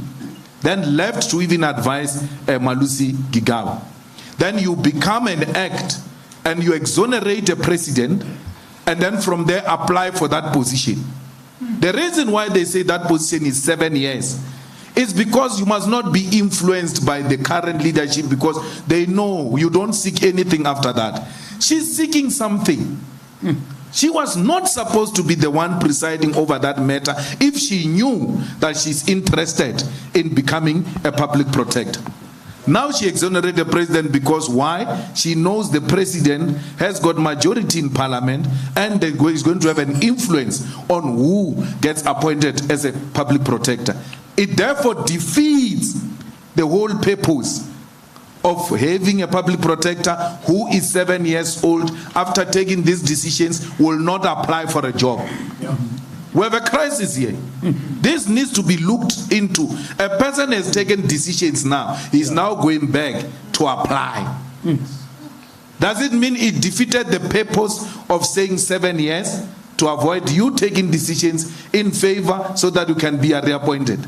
So the court that took a correct decision is the Western Cape Court. The president was emotional. The president stood to benefit from that. We respect the decision of the Constitutional Court, but we disagree with it. We disagree with it respectfully. And the decisions of the court are not alpha and omega. No. Why would we study law if we can't read these things and disagree with them and rewrite our own academic papers to demonstrate how wrong this judgment was? It doesn't mean we can't implement it. We simply do not agree with it. And two things happened. Galeka, who wants to be appointed, exonerates the president so that he can be appointed. Maya, who's been nominated by the president, something unprecedented.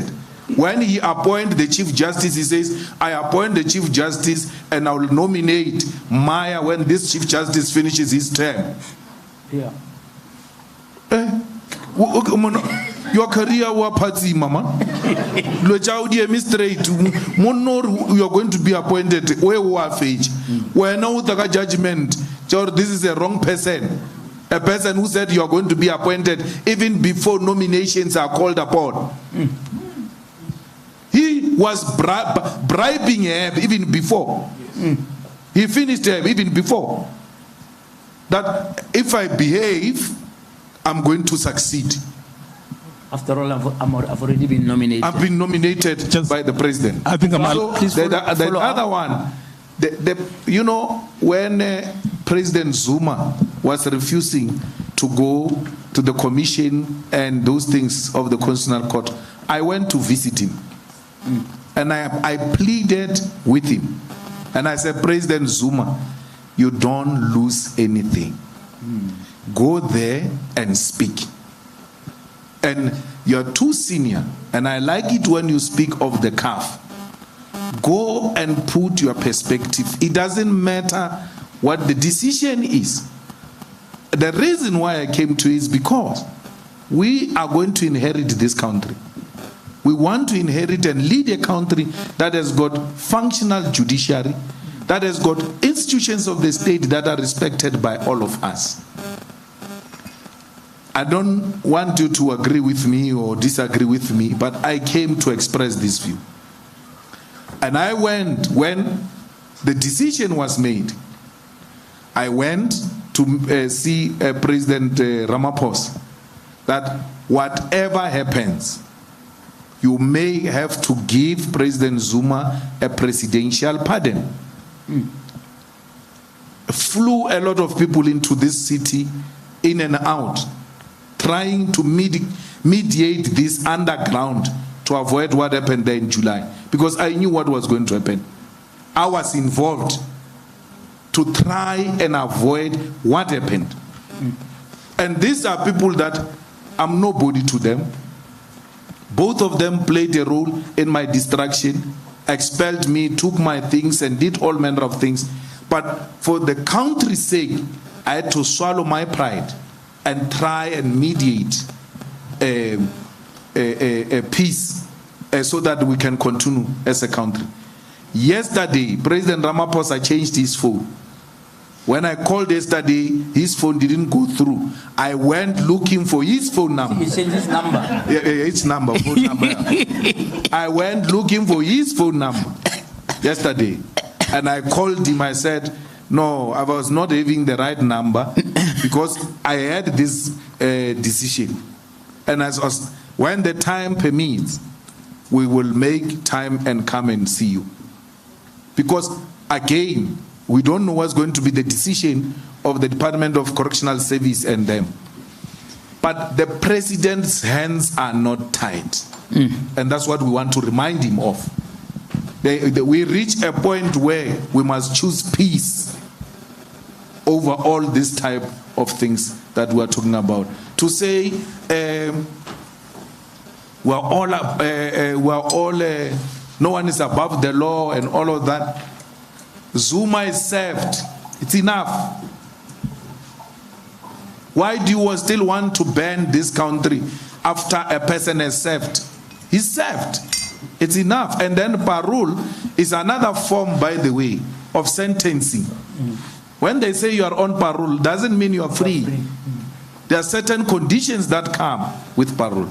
Muzwa, follow up, please. Yes, the quick follow up on the Deputy Chief Justice Maya. You've basically said because of her being nominated, so that's why that kind of a decision. But let's remember that you sat in the JSC, which recommended Maya to be actually the actual Chief Justice. So how do you reconcile that? Before you answer, just a very quick one again. After the ANC Youth League was elected, I think he wrote something very interesting on the Twitter page about who they were and their masters. And then given your friendship, or rather your comradeship with Fikile Mbalula, are you guys still in that friendship zone, or it is slowly collapsing because of politics? Thank you. Look, we nominated President Maya to be the Chief Justice. If they'd appointed her, perhaps this type of attitude wouldn't be there. She's not appointed. They are keeping her at arm's length. Or into yakho right. Wena just behave. But izinto zakho zihamba kahle. So if she was fully appointed, it's a different ball game altogether, because she's appointed and she doesn't have to appease anyone.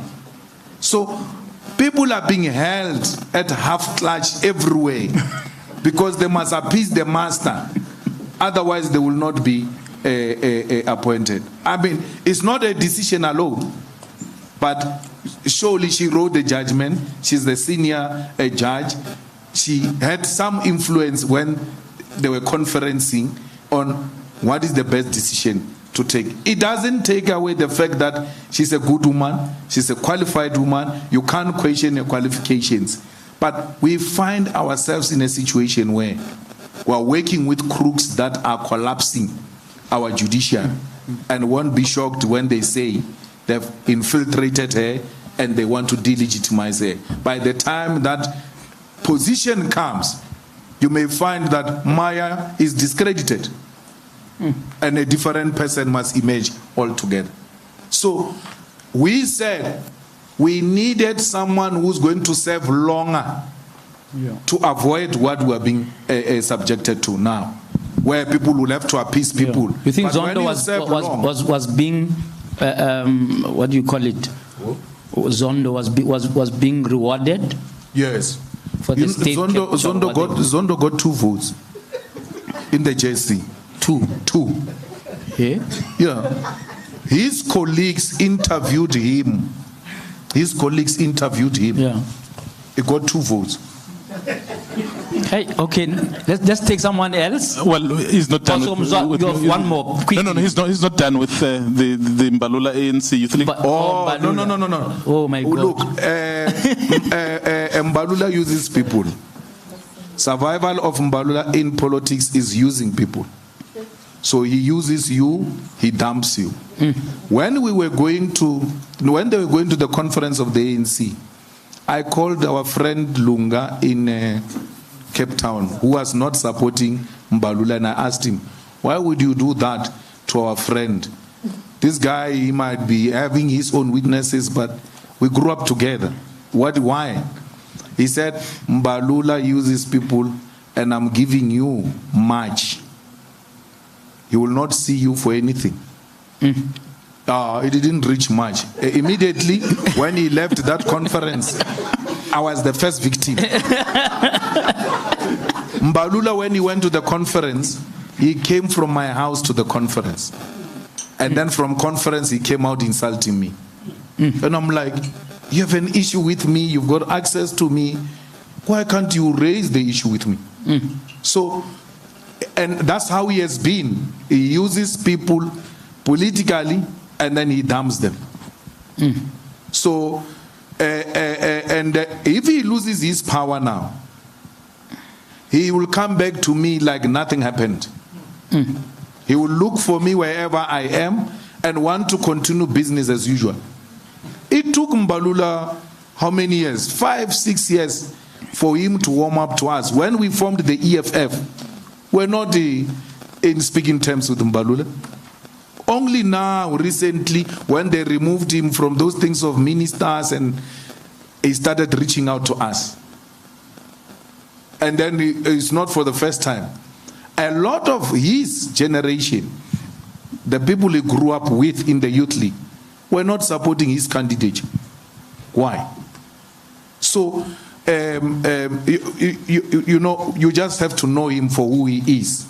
We live with human beings, but we just have to know, otherwise we'll live alone, and it's not going to be nice. Just don't invest emotions in these types of characters who use people. Okay, we have to move. Yes, next. Good afternoon, sir. This is Gert van der Westhuizen from Netwerk 24. I just want to make sure, so you think a presidential pardon will prevent any possibility of violence at the moment? And yes. Sorry, can I ask you 2 other things? I'll be quick. Sure. If the DA had invited you to join the Moonshot Pact, would you have considered it? And do you ever see yourself working with them again in future? And then the last thing, there has been all these court cases about hate speech and stuff. There was a judgment this morning. Tell me how you feel about that, and what do you think the purpose of those court cases are? Well, if the DA had invited us, we would have come on board but will not go to the moon because we must save the earth. So what are we doing in the moon? We're here.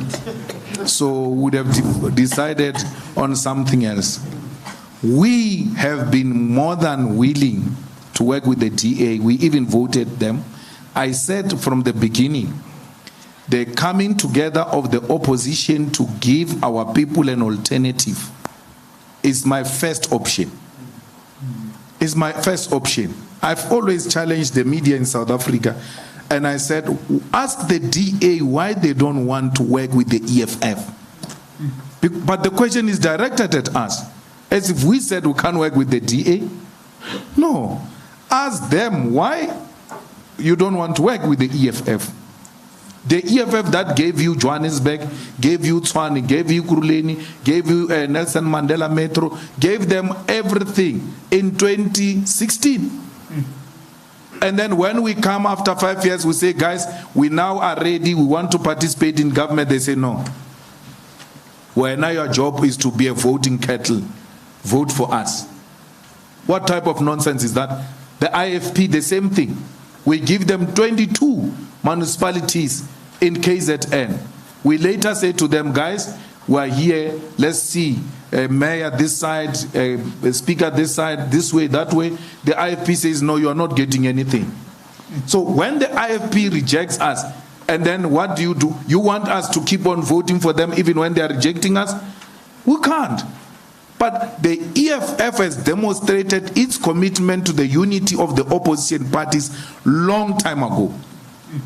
From the beginning, our agenda to remove the ANC has been very clear, and we have given our vote to the opposition parties. In return, they just reject us. What, you see, you can talk about hate speech cases. What hate speech case? I won a case here in Joburg.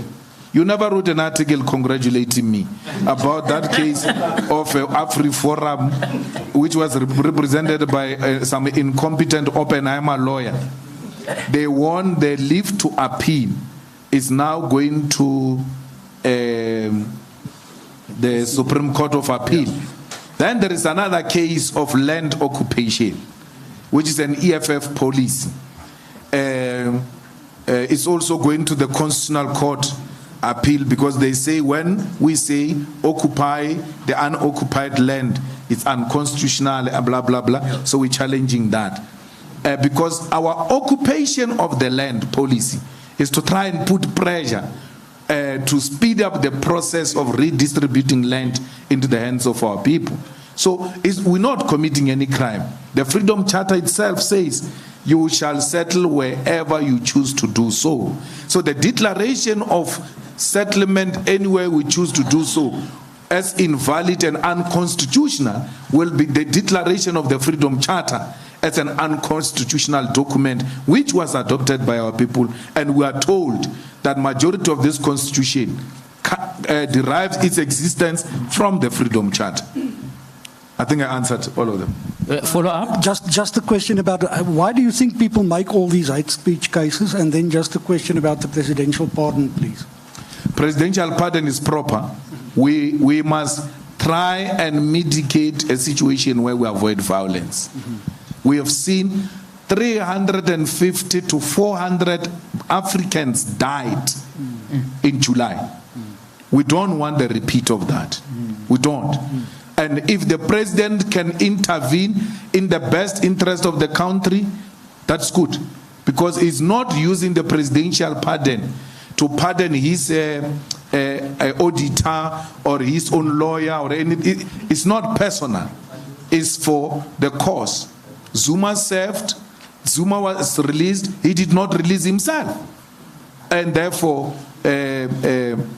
we should respect that. The hate speech cases is to try and sidetrack the EFF. Yeah. There is an organization here in South Africa that thrives through hatred called AfriForum. Its existence is based on hate. They even remove our posters. They go and remove EFF rally posters with guns, carrying guns in baggies. We never remove anything of AfriForum. It's not a genuine cause. It's an act of hatred. Okay. Let's. You're happy? All right. Let's. All right. Go ahead. The name is Rems Mavote. I'm a podcaster. I want us to laugh a bit. You know, things can get too serious, but this is a very serious question. Yeah. Congratulations on the 10 years. Thank you. Aren't you worried, though? I mean, it could be 15 years. You could end up looking like Mangosuthu Buthelezi or Bantu Holomisa, end up going forever in opposition as the only leader. Aren't you worried about that? Not at all. My intention is to leave politics at 55. I don't want to die a politician because I've been in politics from 9 years. I know no other life except politics. So when the sooner I leave, the better for me to learn certain things. I'm also in farming, and therefore I think it will give me a different perspective of life. We're leading with very good comrades that must take over the EFF at some point. So I've got an appointment with Union Building, and then from there I'm out of here. I'm answered. That's what he said. The other guy said the same thing. They had an appointment with Union Building. Never happened. So that's why I'm a bit worried. But I'm answered. But those ones were not going to make it to Union Building, especially the IFP. Its intention from its formation has never had a destination with the Union Building. It had a destination with a tribe. It wanted to be a Zulu party, and it has achieved its mission. Yeah. It was a cultural group which turned into a political party. They never had a vision of South Africa. Are you happy with your succession plan in terms of replicating yourself? Linked to that question of well, the good thing with the student command, and if you look at the leadership of the EFF, Vuyani and Busnawe and them, they are graduates of the student command. So the ability of the student command to produce the second and third layer leadership of the EFF is satisfying. And the majority, if you go through all the presidents of the student command and you get to listen to them, and you listen to the leadership that gets to be produced by the regions and provinces, you sleep peacefully because you can hear that the EFF is spoiled of qualified leadership. Choice, yeah. And the good thing with the EFF is its emphasis on education. That because the biggest problem is the ability to just read with the understanding and be able to articulate that which you have read, so that you master the vision and the destination. The ANC people don't read. When we arrived in Parliament, they used to say we must call each other honorable members. We said, no, why do you say that? But no, it's in the rule books. And then we said, there's no such a thing. They paged from the first page to the last page. That thing was not there. They arrived there and found the apartheid whites who remained in that parliament calling each other honorables. And they thought it's by law, by the rules of parliament, that they must call each other honorable members. That thing of honorable members is not in the rule book. They say don't call each other by name. They don't say call each other honorable because they know others may not be honorable. All right, let's go. Sophie Mkwena from the SABC. I want to start with, I remember when that ANC appeals committee took a decision that Derek Hanakom was correct to expel you. It was chaired by the current president, President Ramaphosa. As a group, I was traveling to Free State. You called me and you said, can you plead with these people not to expel us? We are ready to go to Cuba. We are ready to go to China for years to go and humble ourselves. And then you went to the late Winnie Mandela's house. I had to go back and do that story. Do you regret making that call, pleading that your membership shouldn't be taken? I remember Makakla was the one leading the call, Lamula, you were all together, you were on speakerphone. Two, in terms of your relationship with leaders in South Africa, not necessarily the EFF leadership, how is your relationship with other leaders, current and previous leaders? Because as a leader of any organization or an influential person, you interact with everybody. What is your relationship? The third question, in relation to Jacob Zuma and you going to Nkandla, what was his demeanor when you approached him and made him aware that this is going to be a huge crisis, and here we are faced with this? And where is President Zuma? Do you know, or do you interact with him? On international issues, Zimbabwe is going to elections. Is there any prospect of this SADC country having a different future that will assist the entire region to be a better region? And finally, on Putin, there's a huge debate around our relationship with other countries. Government is saying we are non-aligned. President Lula, now back in the BRICS, he's pushing for a South-South cooperation rather than BRICS. And it's understandable because these are the people who are pushing for South-South, strengthen the developing South if you want to take on the developed North. What is your view on that? Thank you. That's a full thesis. Yeah.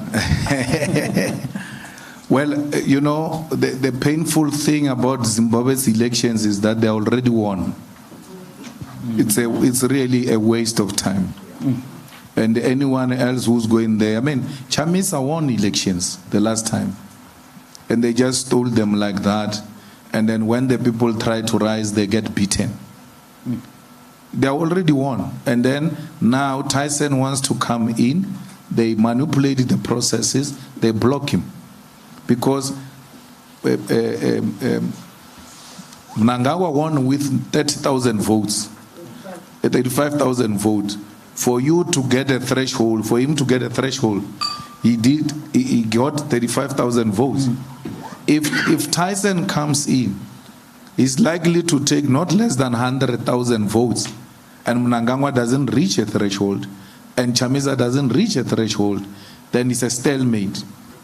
Then there will be a rerun, and if they still don't reach the threshold, then there must be a government of national unity so that they buy some time while they are still preparing for other elections. So the only intervention that can be made is by Zimbabweans who are all over the world. They are found in London, they are found in Botswana, they are found in South Africa.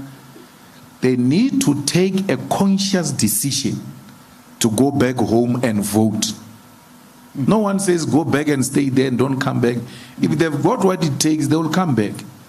But the country is in a crisis, and you are not going to resolve that crisis by staying out of the country. They have to make an appointment with going back home to go and vote. And the numbers must be so decisive such that even rigging becomes impossible. Because rigging happens when the contest is too close. But if the margins are too high, it becomes impossible. So the people of Zimbabwe must decide what they want and go and do the right thing. Otherwise, Mnangagwa is going to lead them, and not in a correct manner. When they try to rise, they are going to be suppressed. President Putin must come to South Africa. Everywhere else where Putin will be passing, there must be immunity. Putin is not coming to South Africa. Putin is coming to BRICS. And there ought to be that difference where South Africa declares a certain territories as BRICS territories. The way we do with embassies and all of that, no one can just walk into any embassy here and say, no, you want to pull out a person from that embassy. No, it's not South Africa. It's an embassy of the USA. It's a Russian embassy and all of that. Where this meeting is going to take place, we ought to declare that a BRICS territorial area. And then say to these people, there is nothing we can do. He's not coming to us, he's coming to attend. Like we did with the UN when the World Summit was here. Yes. So, and we allow BRICS to proceed. Those arguments by President Lula and all of them, they ought to take place in that context where they can engage as leaders in terms of the types of the formula and the structure that they need to take in order to have a functional multinational body that will be seized with all these matters. ICC is inconsistent. And America is not a signatory, yet wants other people to be signatories and subject them to the law that they do not subject themselves to. We cannot allow that. So if we are going to continue with ICC without it being challenged, it has to be consistent in the application of its laws. They continue to make mistakes. Bushi, now Biden, in their speeches make reference to Afghanistan because it's haunting them. It's haunting them. Iraq is haunting them. Why did they come and kill brother leader here, Gaddafi? For what reason? There was no need. So, and everywhere else they went in the name of peace, they left destruction. There's no mission they took which has arisen in giving sustainable peace. And therefore, we can't say NATO, it's a peaceful organization. It's a war organization. It's a war organization. And unfortunately, we voted for the destruction of Libya. And when we raised that matter in the ANC, and we raised it sharply in the ANC and disagreed with Zuma, that we were told we were disrespectful. We were told we are young, we don't know what we are talking about. That thing is haunting us. He comes to the Youth League conference, he reads half of the resolution of the UN. When Floyd completes the resolution, because Zuma said no, we said no flight zone. And then he leaves it there. Floyd screams from the back and says, and any other necessary means. Because any other necessary means is the one that allowed these people to enter Libya and distract it. He doesn't want to read that part. And then he says to Floyd, inside the conference, because we're exposing him that you are not reading the whole thing. And China could not veto the resolution. Russia could not veto the resolution. Why? South Africa voted for it. If South Africa had voted against that resolution, China and Russia would have vetoed that resolution. Gaddafi will still be alive. So, and we spoke these things. No one will ever, I mean, people write books about nationalization, about things we spoke about, including Marikana. Documentaries are done, and then we just get expunged out of that history as if we were never there, giving a particular perspective which has been proven over a period of time. Because if you do that, you are legitimizing them. Look, I have no regret of saying I want to remain in the ANC. I've got no regret. I would have corrected the ANC from within. Because I've never wanted to form a political party, and I will never form another political party if this EFF expels me. It's not a child's play. You don't just wake up in the morning and then you say you form it. It's difficult. We are still forming it even now, 10 years down the line. I said to them, take my membership, suspend me for 10 years without occupying. No, leave my membership, suspend me for 10 years plus without me occupying any position of responsibility. and you can take us to Cuba, to China for political education. Derek Anokom suspended us for 5 years. Me, 5 years, Floyd, 3 years, Magata, 1 year. When we did an appeal, mine changed from 5 years suspension to expulsion. Cyril changed it to expulsion. Anokom didn't expel me. I was expelled by Cyril. And then Floyd, 3 years. Floyd was not expelled. He resigned on his own. And then Magata remained, and then he finished his 1 year. I said to them, leave me with the membership, because I knew I don't need to be a member. I had already made a huge impact. I don't need to be a leader. As long as you will allow me to be in an ANC rally, as long as you will allow me to be in the ANC conference, as a cleaner there, as a volunteer, WUPEX, I will kill you. I will finish you. I don't have to be a delegate. As long as I can be amongst you. And then they knew at that time that this request is very dangerous. Because I don't want nothing. Just membership, it's enough. But no, we don't want those things. Then they expelled me. I accepted. Also, when I left, I was not going to form a party. I left. I went to do farming. I did crops, cabbage, I did tomato, and then I did cattle. The ANC went on January 8 in 2013. That Sunday, I can't remember who did the article for City Press, came to interview me. I don't know if it's Japheth or what. Came to interview me in my farm. I'd now accepted my fate. I left. I'm doing farming. I'm no longer. My interview is about what is your next life. No, you can look at me. I'm in the farm. I'm farming. I'm okay. Politics is not for me. They don't want me. ANC tradition is such that that Sunday of January 8, all front pages are ANC. But that day front page was me with the cabbages. And that thing irritated Praveen. Why is he still having a farm? Why is he still having a farm? Then they came to take my farm. And then invited me back into politics. That's why when a person says to me, no, they say I'm what? This thing they always say, flip-flop. No, they're like this prophet of a church, like cult. Yeah, it's a cult. It's a cult. Yeah. A cult that goes home. Because a cult would have moved from the ANC and say, follow me. I've never been a cult. I left. And I didn't live with anyone. I never said to anyone, let's go and form a political party. I left and went to do farming. That's the reality of the situation. Now, you take the farm. That is the second thing I know. By doing that, then you invite me back into politics. That's why I'm back here.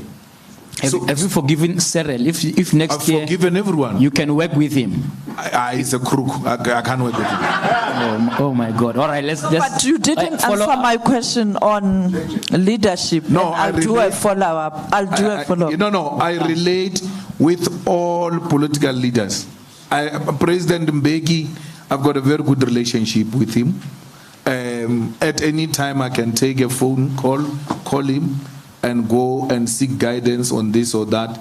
He does the same. If there are issues that he needs, clarity from the EFF, he makes a call and invite us.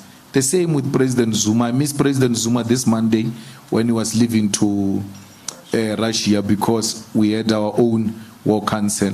President Motlanthe and all political leaders. And I'm one person when I've got an issue with any leader, be it Steenhuisen, be it General Olomesa, Musi, or anyone. I take the call and I make a call and I sell my views.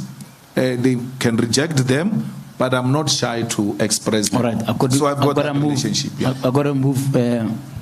Let's go to this extreme. A hand has been up here. Yeah. All right, I'll come back to you. Let me start. You're fine. All right. Go to Kanita and then come to us. All right. No, I'll come back to you sometime because the SABs dominate. It's 3 people from the SABs.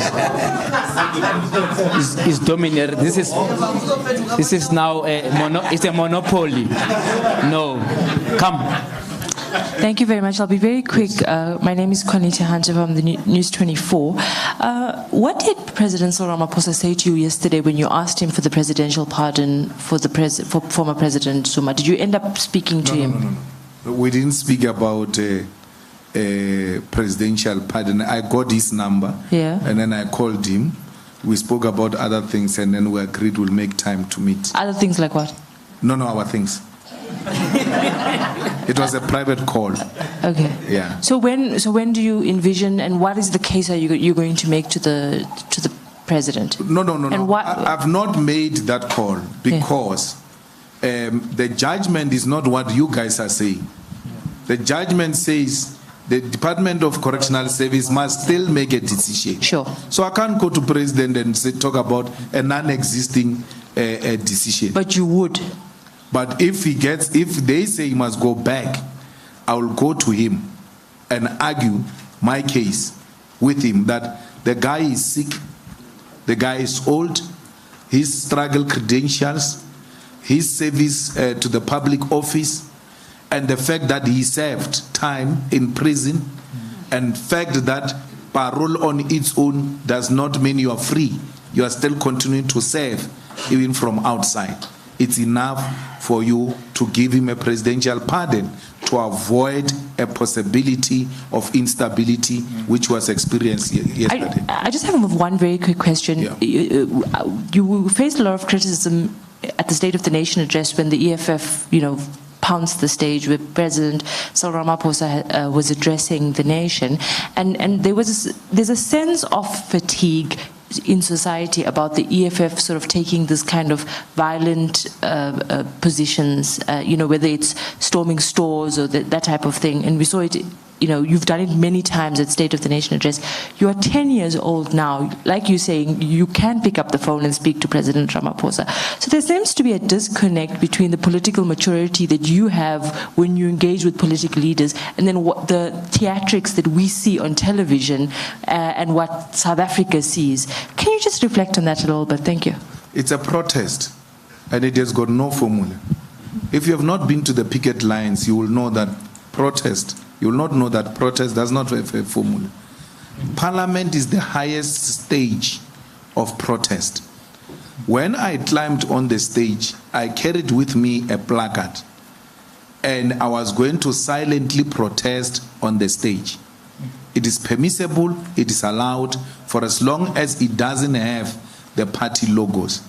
But because you want to define how people should protest, you have a problem with how the EFF protest.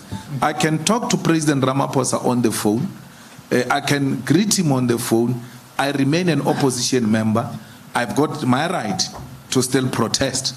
And that's maturity of politics in South Africa. There's nothing violent about that. And in most cases, once the EFF does what we did in Parliament, you are guaranteed to see another parliament doing the same thing that the EFF did. You need to ask yourself a question. Which rules did they break in Parliament? If we have not broken any rule, why do you have a problem with that? We are still members of Parliament. We are not charged because there is no rule we broke in Parliament. And then once there is no violation of the rules, you can't say no, it's a problem. I mean, the other day I said, in the EFF we encourage people to donate 95,000 below the threshold. And then the journalists call around, why do you do what you are doing? And I said to the spokespersons, tell them you are not violating any law. You are saying to people, comply with the law. If you say on 120 zone, Floyd, drive 119, why would a traffic cop stop me and ask me, why are you driving 119 on 120? So they just, even when you do something that is illegal, because it comes from your mouth, they want it to sound like it's illegal. If John Steenhuisen had done that thing I did, these questions were not going to be asked. So John, even after that day where we now resorted to taking up the placards, and it is because they said no one is going to speak now. It's done. You're not. Then we decided, okay, since you're refusing us to speak, we take out the placards. We are going to protest in silence. Then they pushed us out. What happened? Which media wrote about John Steenhuisen speaking after people were chased out, told not to speak, and they insisted on speaking? John spoke. You know what saved John? The color of his skin. You look at how the ANC treats the DA in Parliament and treat the EFF. John, if he does the same thing that they said we can't do, they dare not touch them. They love their whites like that.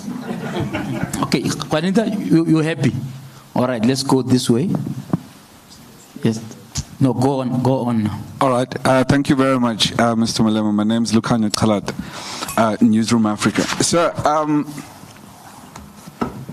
I've heard you in the past speak about the relationship between the formation of the EFF and the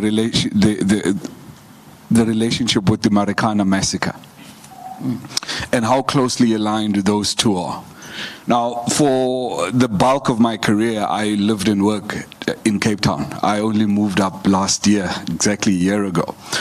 Last week, Tuesday, I had the opportunity to travel to Marikana to go and do a site visit, actually, there. And we went and we stopped the car. And, you know, I was surprised at we were able to literally just drive and park our car on a space that should be a sacred space because of 34 people were massacred on that space. And we parked, and I didn't know that we were actually on the space. I had to ask around as to where's the site. And then people said to me, no, you actually on it. And the thing that struck me while I was there is a conversation that I was part of, and you mentioned the relationship between the EFF formation and Marikana. But I looked around and there wasn't a single plaque or a cross or anything that kind of recognizes that space for what it is. And there's a bit of a disjuncture for me there, Mr. Malema, because you speak so well about speaking for the African. And yet at that, on those hallowed grounds, if I may refer to it like that, the EFF hasn't done anything to memorialize those lives that were lost there at the guns and at the hands of the state, which makes me think. And then now again, the EFF is going to bring a rally there. Is that a wise decision to bring people to come and celebrate at a space that should be sacred, at a space that should be protected almost, and revered for the fact that those lives were lost there? I think I'm going to stop there for now. Thank you, sir. Well, the EFF was formed there on the 10th of August, 13th of October, 2013, just after the massacre.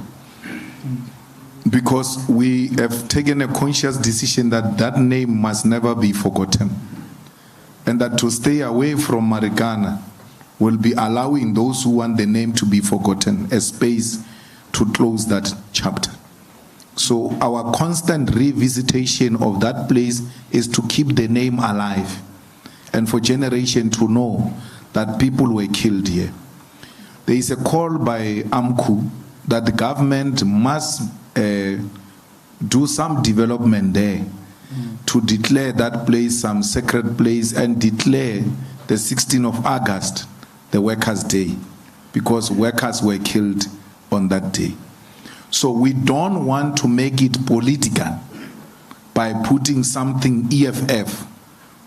We want everyone to feel free to contribute, to visit without aligning that space with political party. And we are happy that AMCU is actually taking those initiatives. It has made that call, and we are supporting them. That it must be a sacred place, it must somehow be fenced, it must be protected, so that generations to come, they can be reminded of the bad things that happened there under the current government. I don't see it happening because this government will not want to put a memorial which is going to say they are the ones who killed people. It will need a different kind of government. These things that we are talking about with JJ, about the cardinal pillars and this and that, part of the demands would be, we need that place cordoned off and some particular memorial put with the names of those who died there for generations to come to know that one thing terrible happened here and it's not worth forgetting. So our going back there, firstly, is to just retrace our steps because that's where we're publicly launched as the EFF. But secondly, is to keep the name Marikana alive. And then, if I may, sorry, yeah. I've noted you will come to. Do you want? I'm happy to give it to you. All right. If I may, Mr. Malema, and then let's then talk about the issue of justice, particularly for those minors. We have seen over the past few years almost, just the lack of justice that has, people who were intricately involved never being held accountable for the lives of those minors. And it seems to me that unless we really deal with that issue of justice, the issue of Marikana, it's always going to become this very sad moment in South African history. But yet, again, people never being held accountable. I mean, you and I have had separate discussions around, apartheid-related murders and all of those kinds of things. But this is an incident that happened under the watch of the African National Congress. And what does the EFF, what can you do, what will you do in terms of ensuring that the people that were responsible for that massacre, which is not very different when you compare it to Sharpeville, it's basically the same thing. But what do we then do in a democratic, constitutional republic to hold those people accountable for the lives that were lost on that day? Thank you. I think one of the things people don't know, Floyd, is that when those workers were arrested, they were taken out of prison by us. We got them lawyers, took them out of prison. The first memorial service of a Marikana massacre was organized and paid by us. And all those people who spoke, they spoke on our invitation, including President Matunjo, by the way. The ministers who were there they did a stage next to the copy. We did a separate tent away from the copy. And the workers abandoned that stage of the ministers and came to us. And then the ministers abandoned their own stage and came to us. And then we told them, you're going to sit on the third row because we don't want people to see your faces. You are responsible for what happened here. From there, we got the lawyers to go and take the names of all those who were in hospital because they wanted them to be compensated. So, Dalimpofu, Andres, there used to be a lady as well. We put those lawyers together. And then I opened the case at the Marikana police station against Cyril, against Susan, against Natim Tetwa, and Pierre. So I've got a case number. And So they may try tricks now because it's them who are in power. But the fact that we opened a case and we've got a case number, when the changes happen, we'll always go back there and say we need accountability of who killed these people and for what, because not a single person has been arrested since the killing of those Marikana workers. So we also even donated money, not less than 1 million, to the widows to try and build them houses, to make them comfortable as we are still busy fighting this battle. Some portions of monies have been released. Not all monies have been released. I think Dali and them have got some explanation to give about the monies and all of that. But I think there was some process that was already unfolding to try and compensate the workers. Even the case that the state must pay the lawyers of the workers was funded by us. Raulinga was an acting judge in that matter, where we are saying there's no money. You kill these people and you know they don't have money. You're going to pay their lawyers so that they can continue to fight you. And that's how they were managed to get representation in the commission. What was that guy's commission? And Falam Commission and all of that. So we have been there, and we are going to make sure that we are not just celebrating there. Okay. We keep the flag flying until someone is held accountable. All right, I want to take some more. Okay, let's go there and I'll come back to you. Okay. Good afternoon. My name is Kofi Kwaku. I'm with the Center for Africa-China Studies at UJ. I have 3 quick points. The first 2 are questions. The last one is a request. Now, it's less. The request is going to be less political. The first one is I would like to piggyback on what Ms. Mokoena of SABC talked about.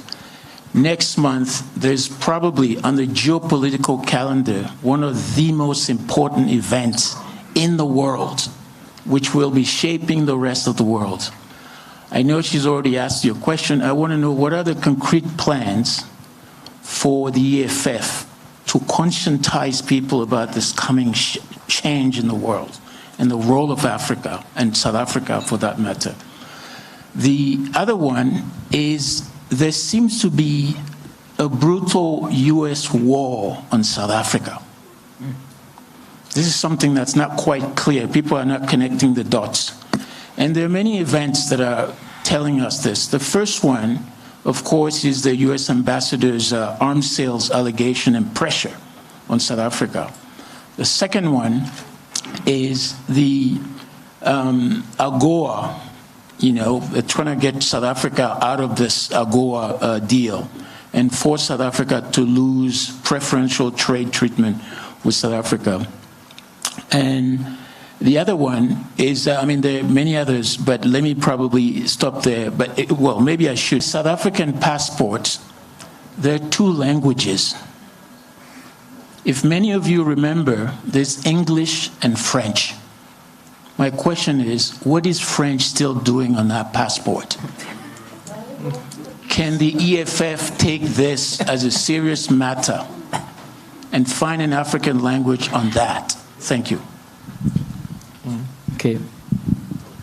Thank you very much. I have not been paying attention on the French part. Yeah. But it's a very interesting point that we will take up with the authorities. I fully agree that there is a war by the US to undermine the sovereignty of South Africa, because by threatening us to take a position or else we're losing the benefits of AGOA, is to try and dictate a foreign policy.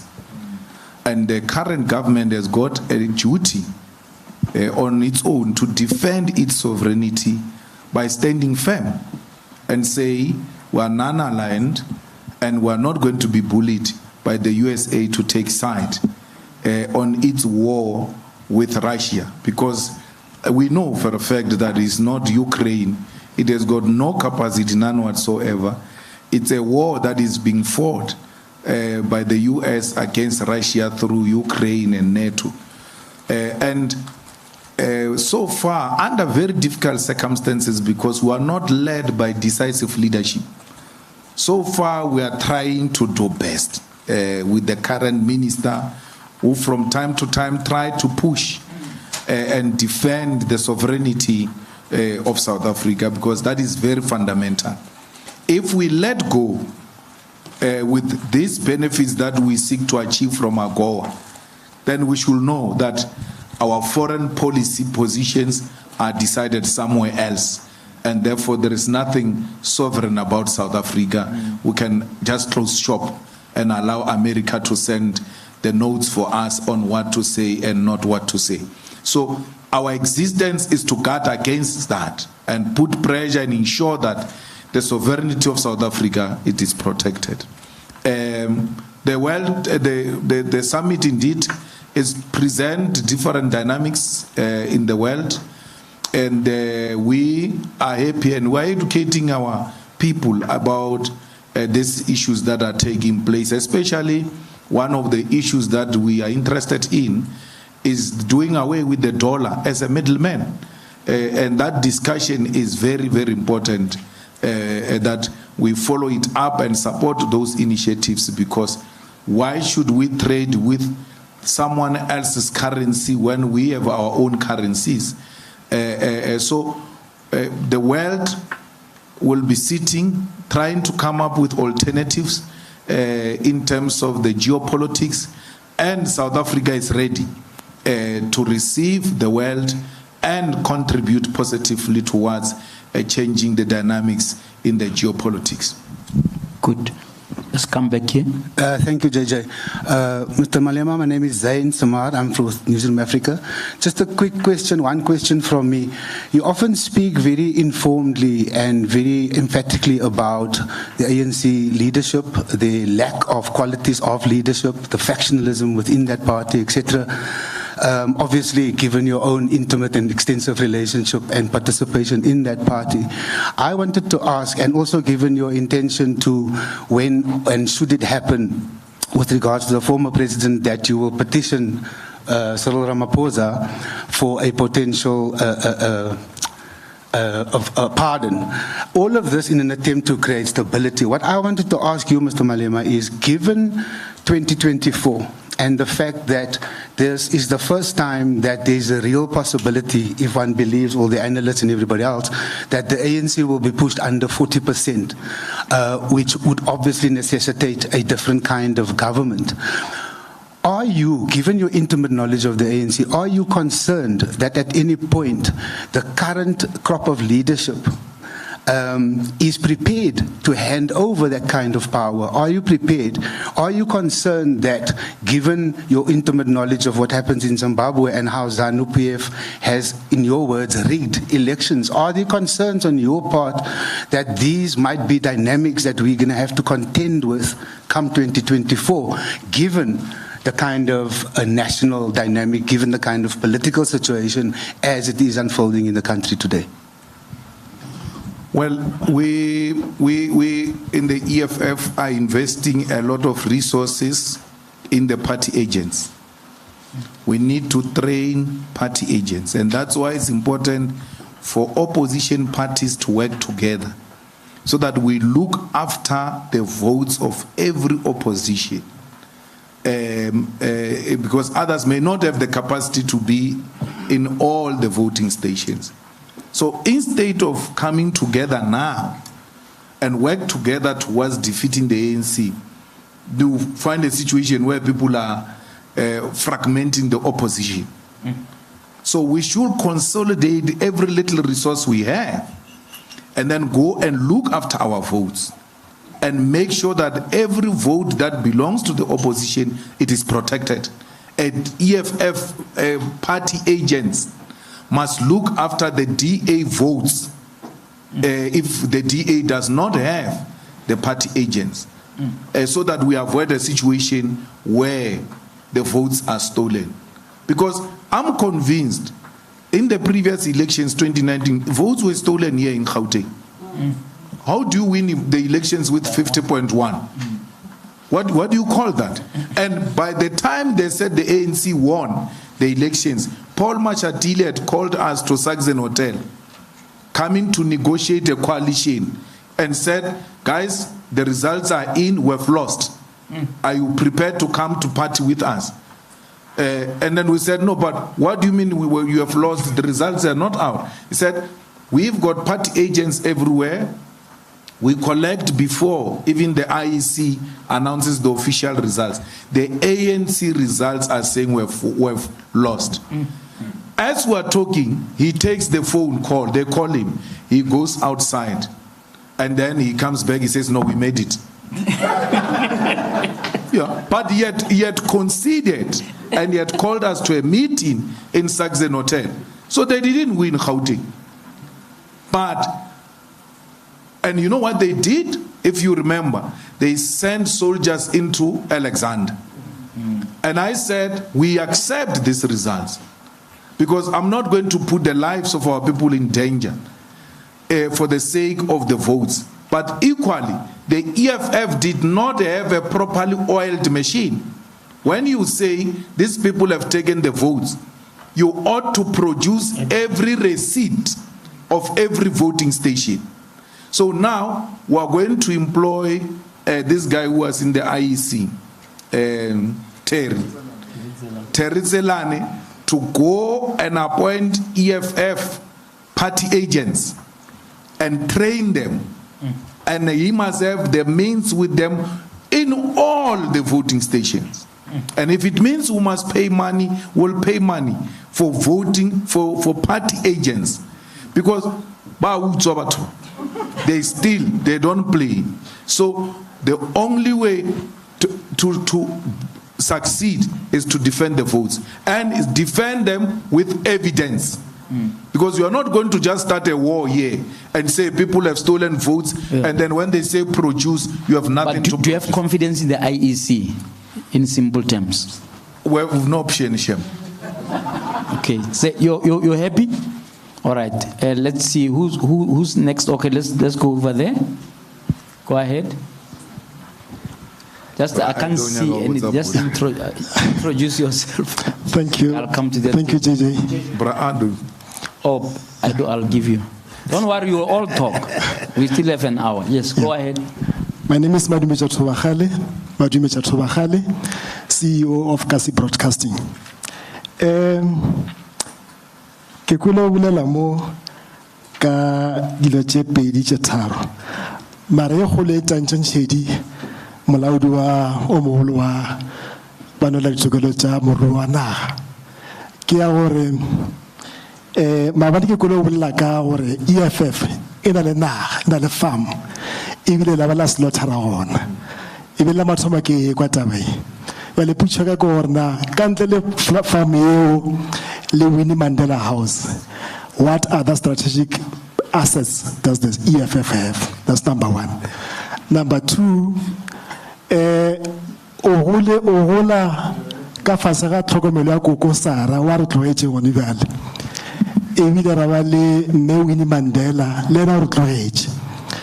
At that particular time, you were busy, ebile o sa le busy ka go godisa EFF along with the other leaders of the EFF. Now, putše go gore na situation e ka moka ya go tloela ke batho ba bagolo ba o thusa mo go bona e go tshwere bang le gore o be motho o leng moetapele o le nyena gone bjale, and as you continue. Ya mafelelo ke mabapi le BRICS invitation. The question is, are you invited to the BRICS? That's number one. Number two, if you are invited, what role are you expected to be participating on? And then what is that the EFF, if they're invited and the role is going to be there, what is that the EFF is going to be contributing? And lastly on that one is, what will be the benefit of us as South Africa? Thank you. No, Relebo Mshabi. Munola Regena to a Halig Mshabi. So le nna ke moshabi. So we don't have a BRICS invite because BRICS is government to government relations, so we're not there. And then the BRICS political summit is an ANC meeting, it's not our meeting. So the ANC decide who they invite and who they don't invite. So you can't be complaining that the ANC doesn't invite you to their own meeting. I mean, we have our own anniversary, we're not inviting them. So it's the same. So it's their own, so what they do, they call parties that are aligned to them from BRICS countries and then have their own summit, political party summit, but it's not an official thing of the state. Only the August one is state to state, and we are in opposition and members of parliament were not invited. Only the executive get invited. There was an attempt to take an initiative in parliament where we said to Speaker Nosiviwe, please do the BRICS Parliamentary Summit, where parliaments of BRICS come together and all of that. But because they are lazy, she didn't do it. But we thought it was going to be an opportune moment for BRICS parliaments to exchange notes and ideas and experiences and share views on this or that issue. We own the farm. That farm that you saw, that's where we're going to build Winnie Mandela Combined School. The primary and the high school, and the boarding. It will also have a boarding. And that school will take orphans from HIV and AIDS and COVID, because COVID has killed a lot of parents. So they will stay there. In the conceptualization, we also have a clinic, professional nurses and doctors and all of that, because I believe very strongly, and I tell Robert Gumede this, that there are black people with a lot of money, but they don't build schools. With lots and lots of money. And schools, that's where our problem comes from. Whatever we learn at school, we go with it to the grave. And that's where the desire to own school comes from. The problem that occurred, the reason why building is not up, we had 2 years of not doing anything. Remember that COVID took us out.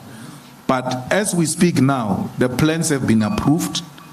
The contractor should be moving to site anytime from now onwards. We are committed to building that school, and we want to be the first black party that owns a school and put money into the school. Because look at these African right-wingers. They build universities, they build schools. We don't do anything school. And then you look at the types of cars we drive. We look at the types of houses we stay in. If we cut anything we have by half, not all of it, and put together, we can build the most beautiful school. So, and in the same farm, we are going to build a hotel, a conference facility, where all national meetings of the EFF are going to be held. So they are not held at Winnie Mandela House. They are held at the farm. Why? So that the EFF can have a permanent relationship with that school. Because if they don't have anything that takes them there, even when the school dilapidate, they may not see. So you do something that will force them to go there. And because they go there more often, then they will be able to look after that particular school, even beyond Julius Malema. Because you don't plan it now, that because I'm here, I'll look after it. The other people may not share the same vision. You lock them into that vision to make sure that there is a permanent link. Later on, we can even sell the school back to the state and say to the state, buy the school, put it under yourself, but you must know we have this relationship with this particular school. And we've got the approvals from the family, is very happy. And that's what we want, a legacy of school. Many people don't have that. They've got legacies of cars and beautiful clothes and houses. Let us be the first generation of politicians who say we are going to use our own resources to build a school and even go beyond to ask others to come and help us to build this school. All right. Follow up? Yeah. Oh, well, you know, I always have tell Vianney that we are the elders now. Those who were older are no longer there. I just lost yesterday, was the day before, my grandfather, who was the last born of my grandfather, so a sibling. He was the only remaining link with the Malemas. So Vianney says to me, no, condolences, there's nothing we can do because now, as they pass on, they leave that responsibility with us now. So the homojeli, the nkuli, the pudi, before the taba, Gernar Sanjir, the Subisheli Togo, the Etimu, yo, and I was an Abakagula, was an Abakala. All right. Kernabakala, hello. Yeah, I'll come to you now. Aidu? Oh, it's me. Okay. Who give up? How? Please pass the mic to him. Yeah, okay. Hi, my name is Aido. From leadership. Yeah, okay. Just one question, man. It's actually not only directed to you, the EFF party as a party, but political parties, right? Because if you look at the history of our struggle and whatever and all these things, right? Especially in the 80s and whatever, it was a people's revolution because there were people's structures on the ground, you know, that actually drove the revolution. Street committees, consumer boycott committees and whatever. And what the ANC did, unfortunately, after when they came into power, they demobilized those people's structures. And then now we are focusing on parliamentary politics. And that's what all the parties are doing now. I mean, all the things that you are doing now is, you know, to win support so that you get elections. Now, the criticism, especially, I would say, for leftist parties like yourself, which you would believe that you believe you are revolutionary in outlook. There's a question that there's a gap between political parties and people's structures. And you are focusing too much on parliamentary politics, you know, get elected and whatever. And that revolution will always create a gap. That approach will always create a gap between people, you know, and those political parties. And you can see practically sometimes how it happens. It's, of course, I mean, if there's a problem in Deep Slot, you know, as EFF, other political, you'll go there, pay bail for the people who are arrested. But what you need is organic structures, you know. Because, for example, I mean, what is the relationship between most of the political parties and grassroots organizations like the Amadiba community, you know, those kind of things that are dealing with critical issues. What's your comment? Well, we in the EFF have recognized the need to participate in the organs of people's power.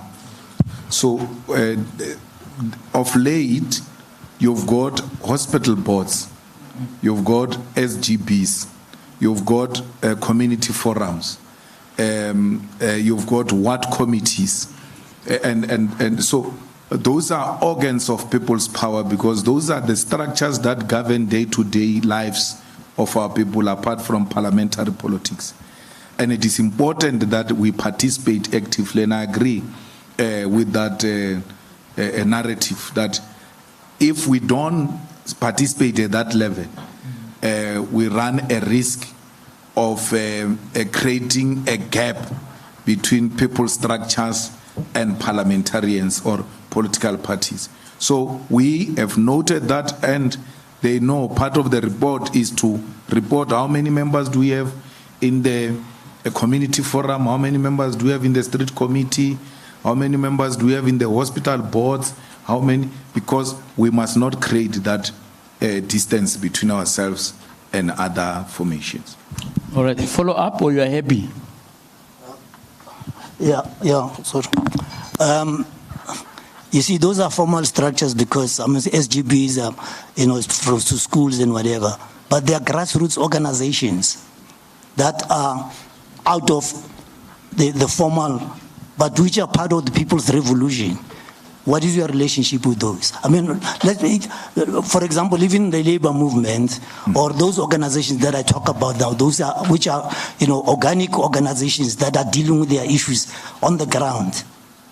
In fact, in these cases, like some journal and those people are actually fighting against government, and I just want to know what is the link between you and those, isn't that, don't you feel that is and it's because of we are operating within parliamentary politics, and don't you think that's the weakness in terms of the approach of most political parties?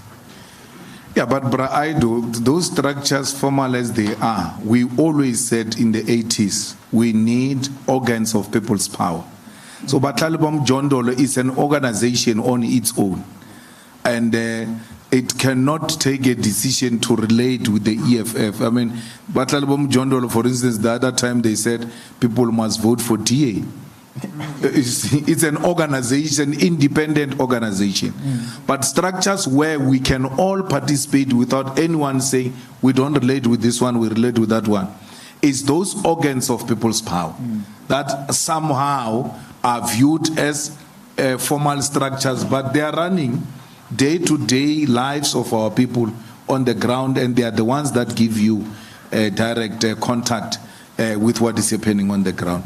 But any organization that is progressive in nature, that deals with community-based issues, if EFF see it as a force to work with, will never avoid working with them. Those are the kind of structures we want. Okay. But let me just see how many people still want to talk so I can budget the time. There's one, there's two, three, four. Okay. Five. 1, 2, 3, 4, 5. All right. Fine. Let's start there. Thanks, JJ. It's Murio Sanyani from Power FM.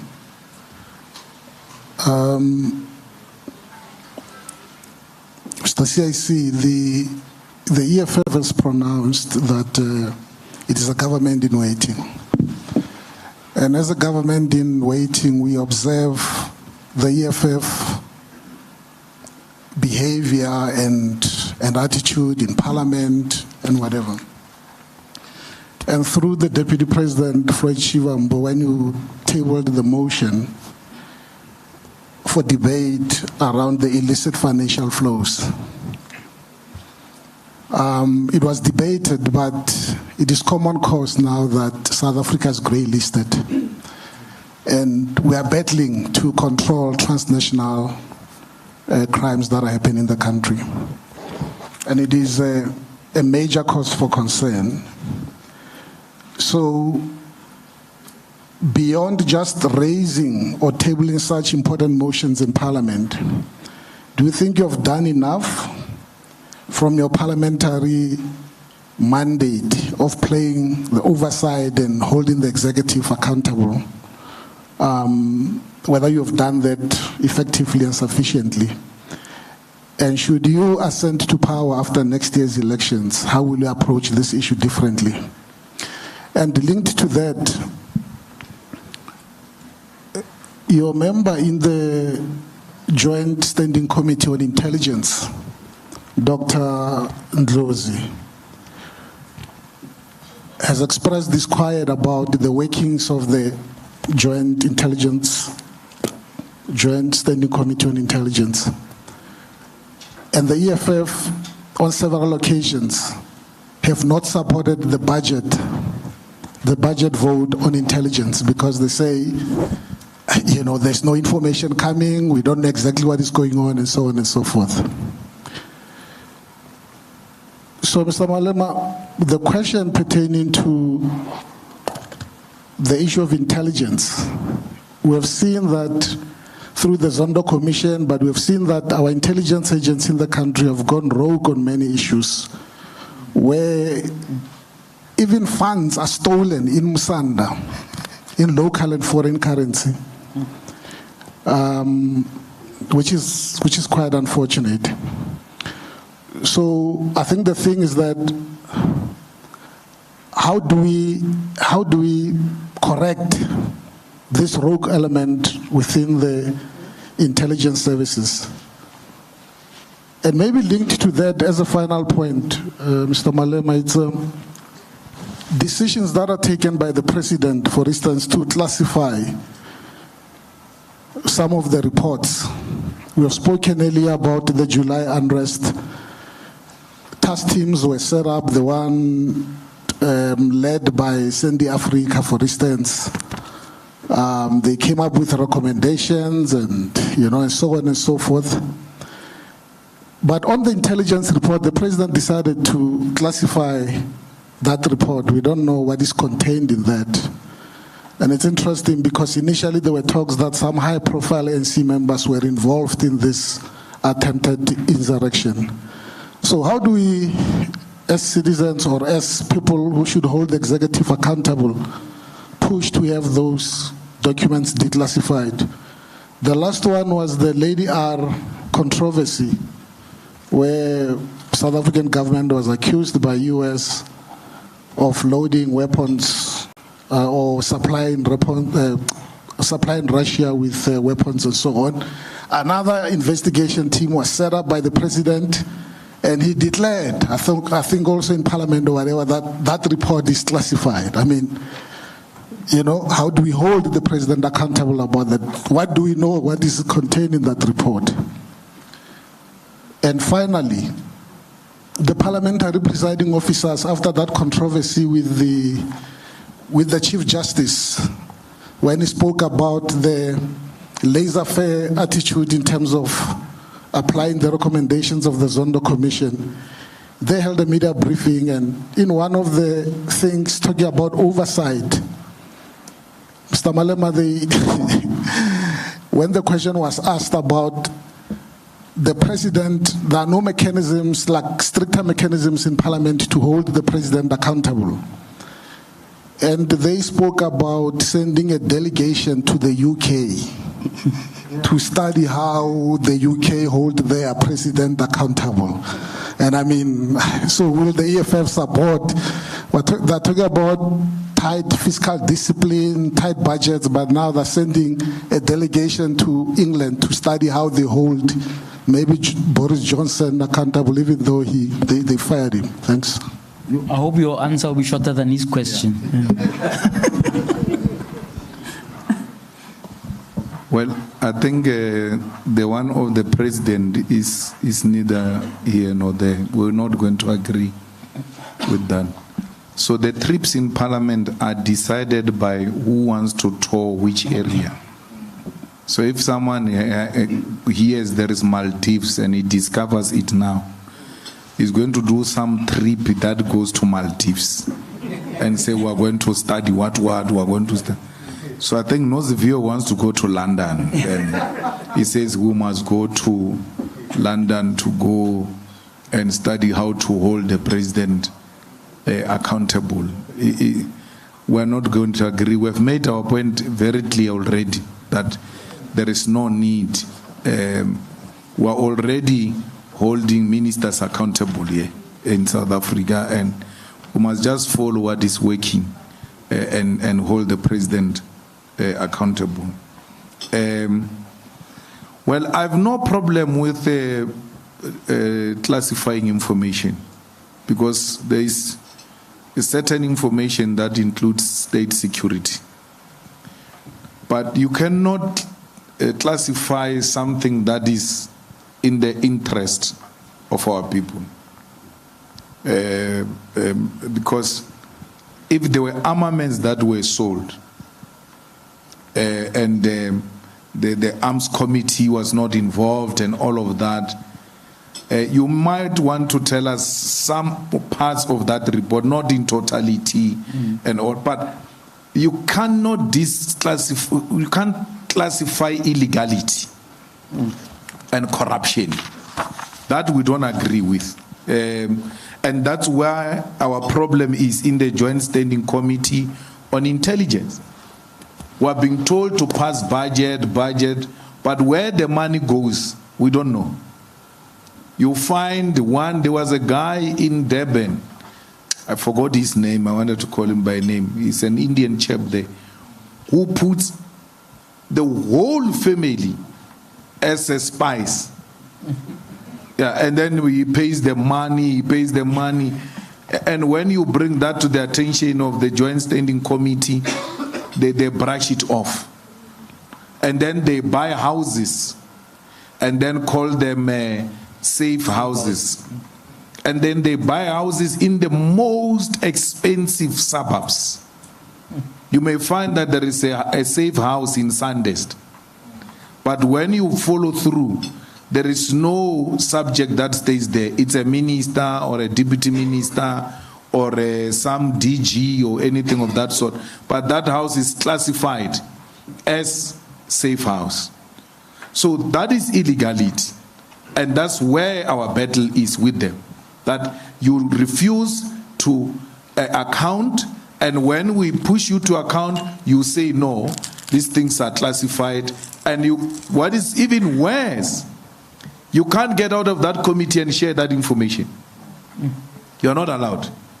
So you are just going to be drowning in knowing things that are wrong, and you can't speak about them anyway because they say they are classified. I think we ought to find a way of challenging that legislation to say where there is acts of corruption, they must be declassified and people must be told about them, and a proper investigation must be done. That's where the Inspector General of the Intelligence should come in to come and say, we should give him that information and say, but this one and this one and this one, we don't think they've got anything to do with classifying information for the sake of state security or secret. This is corruption and we want to investigate. That's why there was a big fight on Inspector General. We fought because the person they wanted to bring in the form of the chairperson now of the Integrity Committee, French Gun, was going to be partisan, completely partisan. And they did not get the required numbers and they had to abandon Chikane as name. But how do you bring a politician to become an Inspector General where some of these things must be taken to and say to him, these people are engaged in corrupt activities, please intervene and help the situation. You find him conflicted because he's a leader of a political party.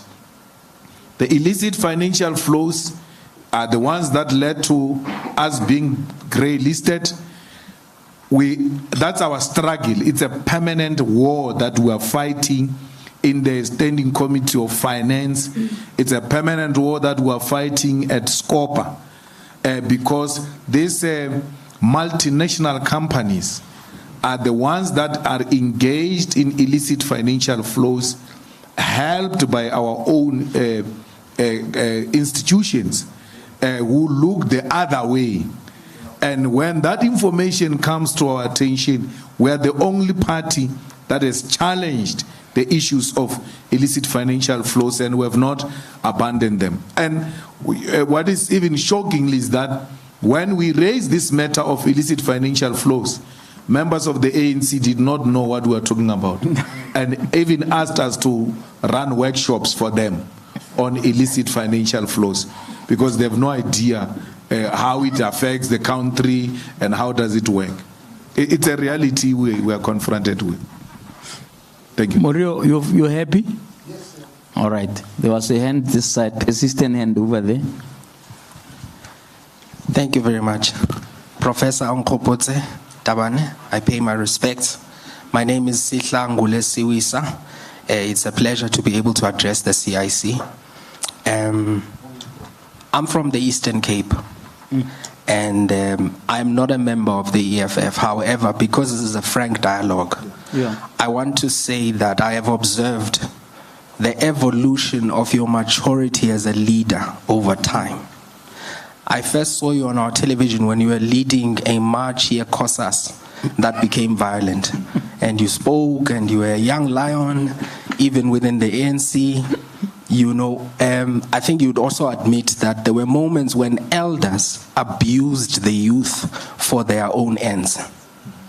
And I think that's part of the reason why we're here now, because the minute you bit the hand that sought to direct you, then you were defenestrated from the ANC. Ironically, I think the trauma of being cast out of the ANC gave you and your capable collective an opportunity to introspect, to pause, reflect, and renew. On my way here, I was driving behind a taxi, and it has the inscription at the back, Basheshe Bashlega, which means we laughed too soon. And there was a moment when, you know, the discussion of your woodwork and many, many other things made you a laughingstock on social media.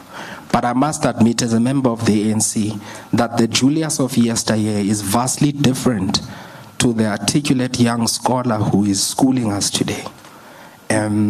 Your journey to the union buildings will be fraught with contestation. There's a saying in Afrikaans, that means you cannot throw away the bathwater with the child.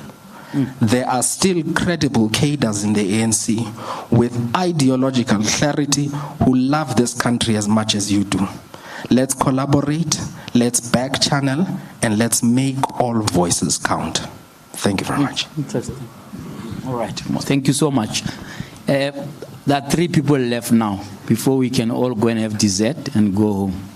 Yes. Hello, hi. Umberto Bacchi from Agence France Presse. I have 2 quick questions. The first one, if you could elaborate a bit further on the elections in Zimbabwe. In particular, the ANC has labeled the opposition leader as an American puppet.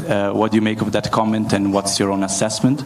And the second is on BRICS and hosting Vladimir Putin here.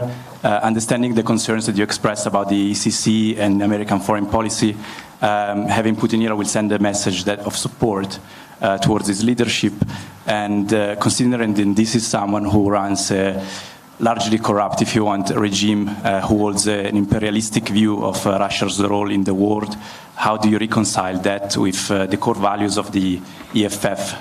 In short, is he someone who's worthy of your support? No, I don't think Putin runs an imperialistic war, because imperialism will seek to extend its influence over others' territories. And that's not what he's seeking to do. All he's saying is that NATO cannot expand itself to a point where it threatens Russian security. He doesn't talk about encroaching on other people's sovereignty and imposing his ideological orientations on those other countries. He's saying, this is me, and when you come closer to me and put your weapons facing at my direction, you are a threat to me, and therefore I don't want that. Whereas imperialism wants to extend itself into other people's territories. He's not saying, he never woke up in the morning and said, I want to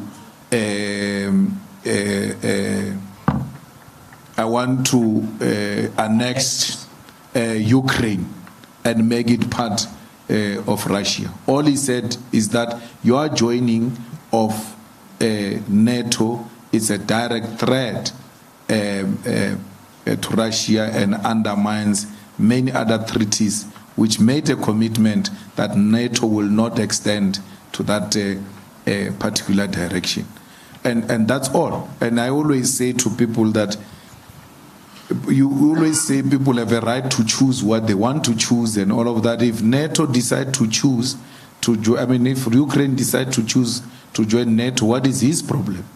But what if you go to bed one day and then your wife comes to bed with a knife and say it is her right to choose what she wants to sleep with, and then she's going to sleep next to you with a knife?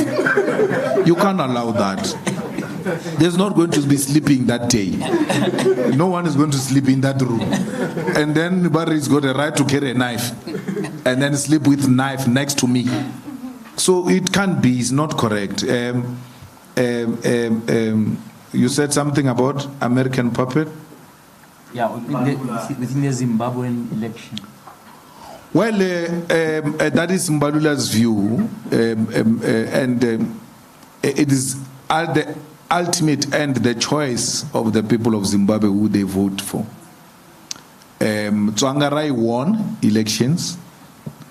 Mugabe refused to accept the results, and then President Mbeki intervened. There was a government of national unity, and then subsequently there was the election. Mugabe won, and then this one came through the way he came, and the people voted Tsvangirai. Even Mnangagwa's people will tell you that we lost that vote. I mean Chamisa. They voted Chamisa. Twice they won. Tsvangirai won, Chamisa won. At least Tsvangirai's winning was announced. The only difference was that he didn't reach the threshold. This one's winning was handled differently. And remember, the army plays a role in Zimbabwe as to who wins, who doesn't win. So, if Mbalula characterizes Chamisa as an American puppet, he has to produce some form of evidence. He can't just talk. Why is he saying he's an American puppet? Because if you read Tsvangirai and Chamisa's policies and those of the ANC, they are the same. They're the same. Chamisa, the ANC, and DA, they all sing from the same hymn book. So why would he, who is he to tell us that Chamisa is an American puppet? The ANC has been the British puppet from its formation. The ANC had a thing in, was it constitution, protect the Queen, in its constitution at the formation of the ANC. So you can't come and want to lecture us about puppets of anything. If the people want Chamisa, they must vote Chamisa. If the people want Tyson, they must vote. How do you disqualify a person from contesting you? It's already a sign of panic. Because if you don't doubt yourself and we're talking democracy, open the field. Let everyone contest. Why are you scared of Kasukweri? Kasukweri must be allowed to contest so that people have more options of what they want to do with Zimbabwe. We need a stable Zimbabwe, especially ourselves as South Africa. We need a stable Zimbabwe, and we so wish that this election are successful and there's no violence and they produce stability for the sake of our own peace. Because this thing that we see here of Zimbabweans being beaten up and all of that really is not nice. It's not nice. So a functioning Zimbabwe will lessen some of these xenophobic tendencies that we come across from time to time. If you're happy? Yes, thank you. All right. I think there's 2 left now, okay? No, there's a woman here. Are there other people? No, there's a woman here. This side has been. Yeah, there was a All right. Okay, let me take one and I'll come back to this table. No, thank you so much for the opportunity. Mr. Malema, in provinces where the ANC has... Sorry, introduce yourself. With UFM and Newsnote, I'm sorry about that. Where the ANC has displayed serious weaknesses in electoral politics, Free State, Northwest, Mudimulle, Mokopong, you would know that even in Rustenburg, they are running the municipality with just one vote and for a third consecutive term. How has the EFF failed to take advantage of that situation and get at least one or two municipalities? And then secondly, in relating to your internal democracy, I've heard you on several occasions, I think it was in Limpopo, I forgot the other province, where you were cautioning delegates to a provincial assembly to say you are electing people that are incompetent. They fail here and you take them to a higher role. How much of a frustration is that for the EFF, and is there a way that you think you can manage it without necessarily imposing individuals? And finally, you spoke about discipline as being one of the attributes that identify the EFF. Most political parties are struggling in this country. When they are going into a meeting, resolutions have already leaked, they are online and so on. I must say, as a journalist, that I hardly ever see that with the EFF. How do you get it right? And also just take the opportunity to explain this idea of discipline in your terms as the EFF, because others would then say it's a cult, he speaks alone, the rest can't speak. I think you can just speak to that. Thank you so much. Okay. Thank you. No, you know, discipline is what will run any institution. In the absence of discipline, you can forget. You mentioned the radio where you come from. Imagine when people do as they wish there, because if you implement discipline, they will say it's a cult, it speaks alone and all of that. I think that the people who know the leadership of the EFF, from when it started until now, there is no way you can speak alone. The reason why they joined EFF, part of it is that they are just defiant in nature. That's why they were like, yeah, we're going to the EFF, so what? So you can't speak alone. Discipline is what makes everything work. Be in the church, be in politics. There was a point where we were very disciplined in the ANC.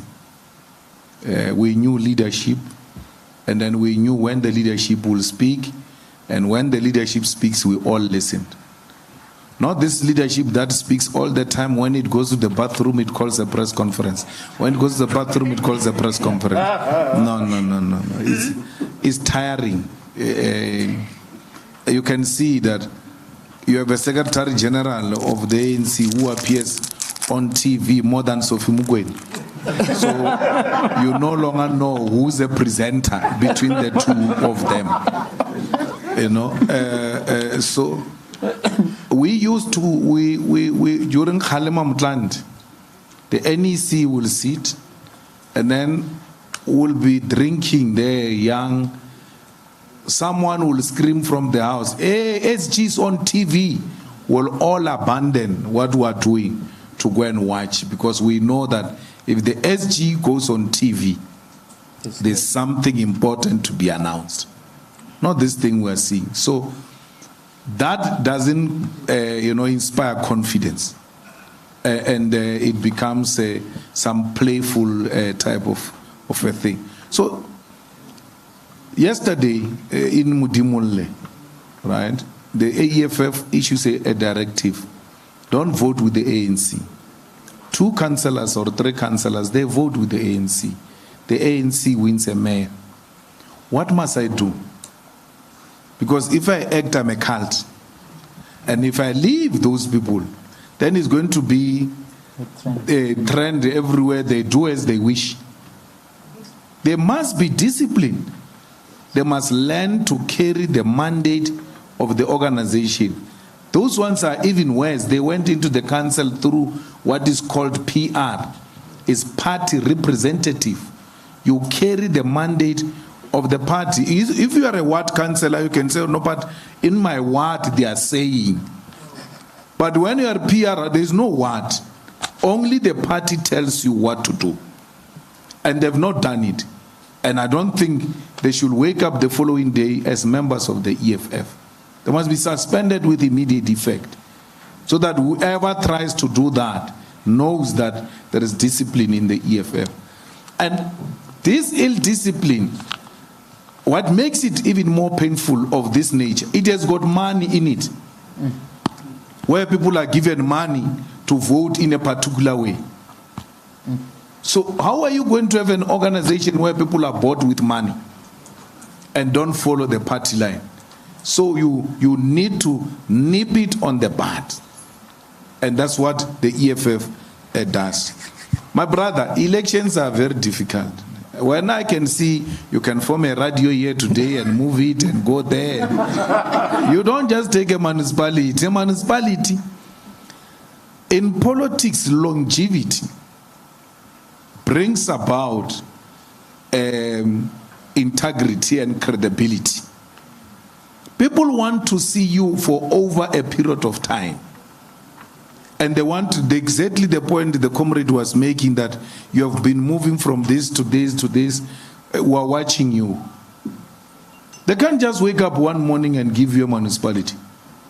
They once gave a Holomisa municipality there in Umtata. What happened?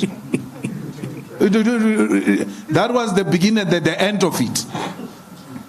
So, and remember, the EFF is a victim of these other parties that failed before the EFF. But it's just one of those. Unless the EFF demonstrate over a period of time that it is different from those parties that came before. And that's why I hear, hey, you don't have municipality, you don't have that. I'm not worried about that, because I know it's just a matter of time where the people will know that the only organization that is reliable is this one. How? By being consistent and by having a staying power. Because we're not a popcorn approach. We are a political formation that is ground up. And so far we are doing well. Someone was saying, you like saying you are a government in waiting. We're not government in waiting. We're government in Ikuruleni. We're government in Joburg. We're government in Mogale City. We're government in Nelson Mandela. We're government in eThekwini. So, and it's happening gradually, slowly, in a very qualitative manner. And if you're to check those illiterate councillors they are talking about, for sure of the EFF, we're going to find very few of them. Because the type of people we want to give to society, they must be of a particular caliber and quality. We cannot replace a tendency with the same tendency.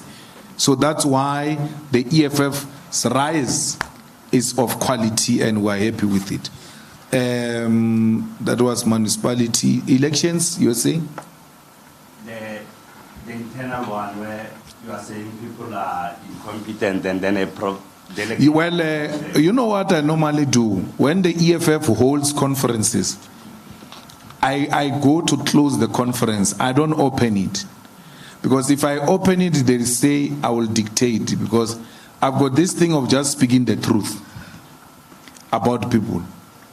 If it was for me, I always tell them, if it was my company, others won't even qualify to lead the EFF. So I stay out, allow them to vote and finish, so that I can go and have an honest conversation with them, which will not reverse the elections. But I give them an opportunity to do what they want to do. When they are done, I go and raise the weaknesses of the organization and of the leadership. And that conferences by their own nature should work to help and resolve problems, should not create problems. But I don't want to be seen to be interfering. They all went the conferences of the EFF without me speaking before the elections. I allowed them to do conference, elect, and all of that, then go after to speak. Okay. Because I don't want to be, but if they are witnesses, I will raise them.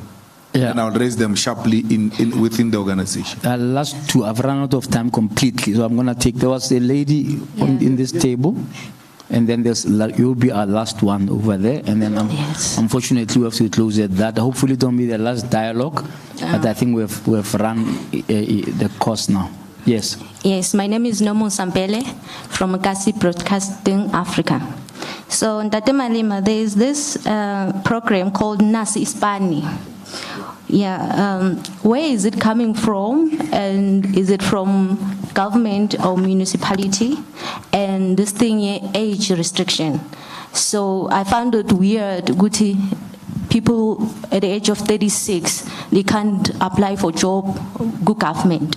So EFF about this whole age restriction and these jobs, etc. And my second question is, since we were speaking about building a school and farming, is there any way maybe your party works together with our educational system on teaching abantwana basesebancane ukulima instead of teaching them how babies are made at the age of 10? Yes. Thank you. No, I agree with the last part. Ours is in a farm, and agriculture will be part of what we are teaching our kids, because our first non-negotiable cardinal pillar is the land. So you can't, when you are fighting for land, not teach people how to use land in a beneficial way. So we've taken the school to the farm, and we will make sure that agriculture is part of that. Nasi Spani, it's a criminal activity of the ANC and Banyaza, because it's hiring those campaigners of the ANC. They want to get volunteers of the ANC, put them in the payroll of government. Then when posters time come, they release them. When door-to-door comes, they release them. When marches come, they release them. So it is not a genuine thing. But in terms of age restriction, the president was speaking in one of these imbizos. He said he's going to remove the age limit. People must apply and all of that. But Banyaza is coming with that for ANC purposes. It's just that there's that thing that exposed Besta, that what do they call it, ground up or something. Ground up. Yeah, the ground up. Ground up must just go and investigate those people. Those people who say the guys who are employed, let's get a list of those guys. You're talking about the police volunteers. Those ones of Banyas. Yeah, I agree. He did the police. Yeah. Then he did Nazi Spani, where we are going to drop the CVs. Yes. Yes. But they've not appointed the people. Yeah. I think they're closing dates. When you know what they did? People went to drop the CVs. And then those CVs were abandoned. The real CVs were delivered. Sure. They were filmed delivering the real ones. Yes, of cadres. So, if you go to those police of Panyaza, is either that person is going to be the secretary of the Women's League, the chair of the Youth League, the additional member of the ANC. Come on, all the 6,000. Yeah. All of them. All of them. Now, as we speak, there is a crisis on the ground. That where are these police coming from? They were hired how? Yeah. So the ANC, they take the branches, and then they say, we've got so many branches. This branch will give us 10 CVs, this one 20, depending on the size of the branch, like that. Then they get that 6,000, then submit it. Then call all of us to submit. Can't the real stuff has happened. then call all of us to submit. That is in relation to elections. They are preparing elections. Yes, because no one wants to volunteer for the ANC now. They say, no, we've been volunteering. People come. They are the ones who take opportunities and all of that. So you have to find a creative way. Gosh, so it's not a genuine thing. We're going to take the last. Yeah. You are the last person to speak. Please go for it. Mr. Malema, good afternoon. My name is Sifiso Mahlango from Independent Media. One question. In 2012, Ian Khama, President of Botswana, then President of Botswana, declared you an illegal immigrant. He lost election, fled his country, and now lives in Hyde Park. In the past, you did not have a good relationship with him. He didn't want you in that country, and for that reason, entry upon Botswana would have declared you arrested. But he lives here. He's been declared a fugitive by his country. It's not the style of the EFF and yourself, frankly, that you haven't said anything about it, or that you haven't called for South Africa to hand him over to Botswana, or that the SADC international community be up in arms. So I'm just curious, why the silence? What do you think about Nkama staying in Hyde Park, where I'm told you stay yourself? And shouldn't he go back to his country and face the music? Thank you.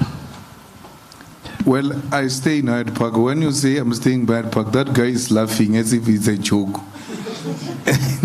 It's not a joke. I stay in Hyde Park and I make no apology about it. It's not a secret. And I don't come from Sesheu. I don't come from township. My grandmother comes from a place called Disteneng. Disteneng is a town. So when we claim land in my family, we claim land in town. I don't come from a township. Where they built town, that's where I come from. So my coming to Hyde Park is coming to where my grandparents come from. I make no apology about it. So don't even laugh with me trying to think you are creating some bad image about it. And I've stayed there. For sure you were still in high school when I was staying there. It's not a secret. So Ian Khama, you know that time a lot of them declared me persona non grata. Lungu didn't want me. Ian Khama didn't want me.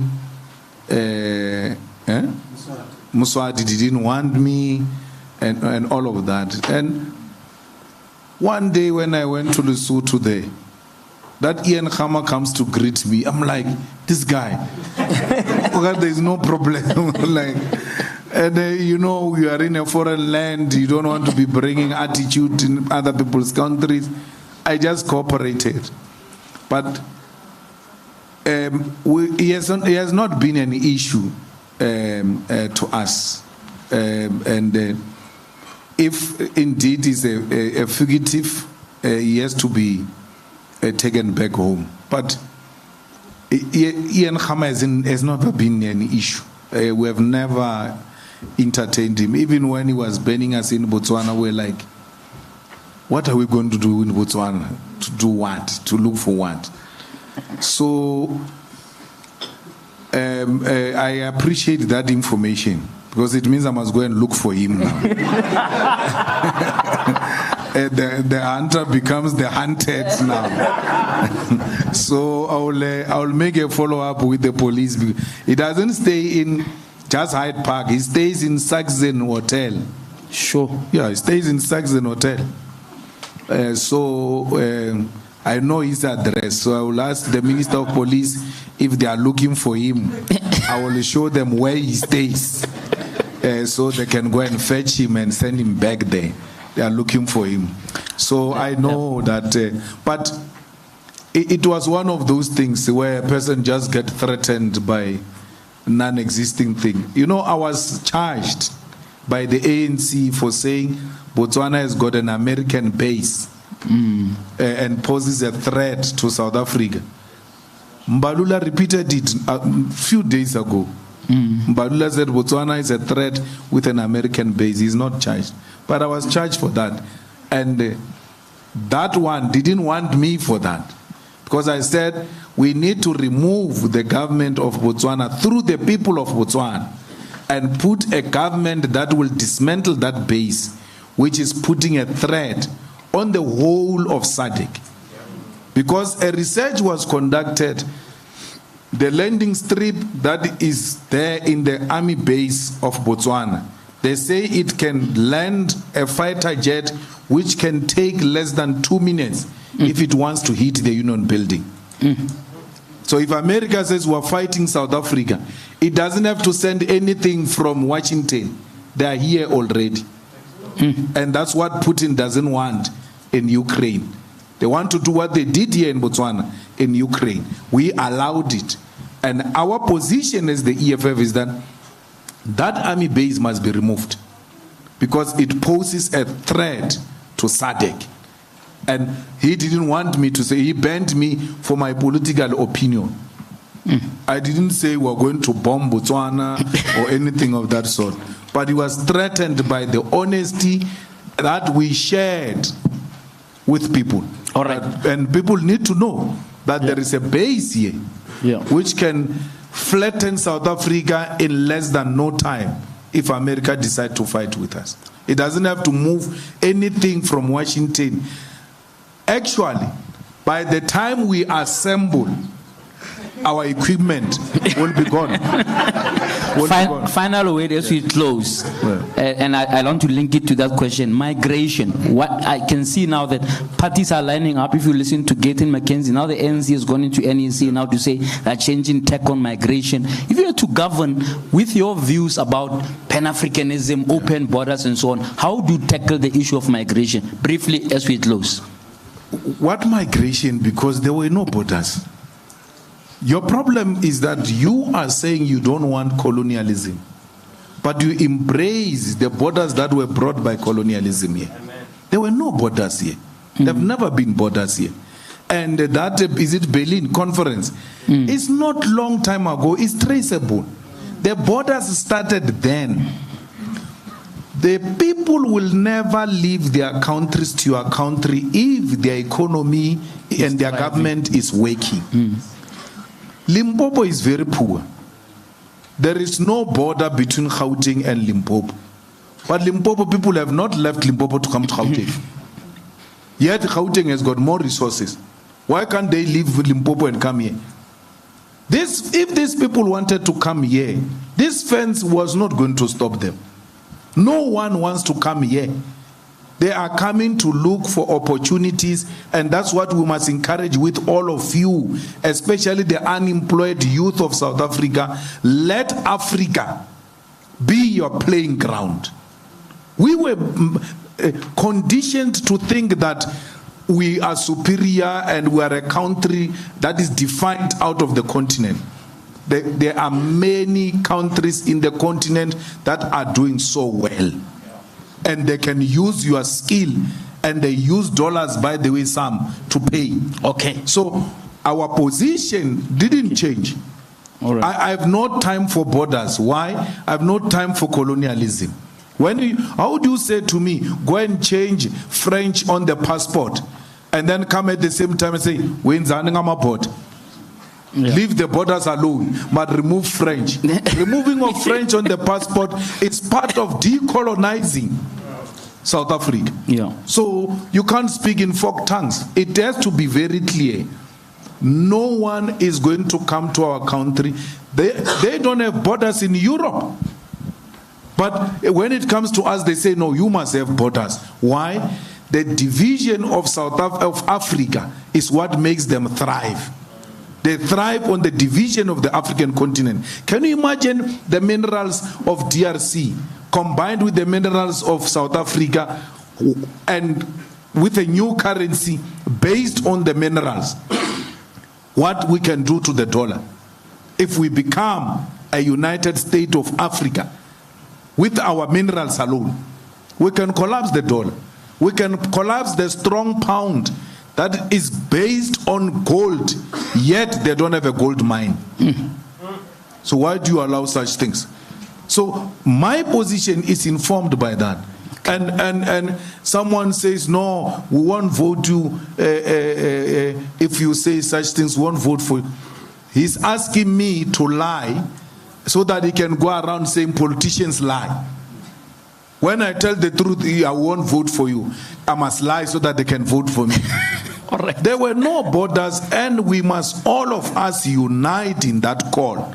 Yeah. Free movements of persons, free movements of goods will make this country flourish. We will even produce our own products. One thing that you South Africans undermine yourself with is that you are the America of Africa. If you are to produce anything here, Africa will receive it with both hands. They will say, this one is from South Africa. You are known for quality, yet you still don't produce a car. Open the borders. Let the goods move. Let people move. Then produce a car that is South African and sell it to the billions of people who are out there waiting for products from South Africa. All right. We don't produce anything, yet we've got market. Okay, CIC, I know you can, on this one, I know you can talk for 3 hours. Are you on course to be president before you retire? Quick answer. I'm in charge, Chief. We're ready, we must take this thing. CIC, thank you so much. Thank you. For being part of this dialogue. And hopefully it's not the last one. And all the best with 10th anniversary of EFF and all the celebrations that are coming up. And to everybody here tonight, thank you so much for being here. Kofi FM as well as Alex FM who carried this live. Thank you, and all the other media who are here. Thank you, ladies and gentlemen. Thank you. The session is adjourned.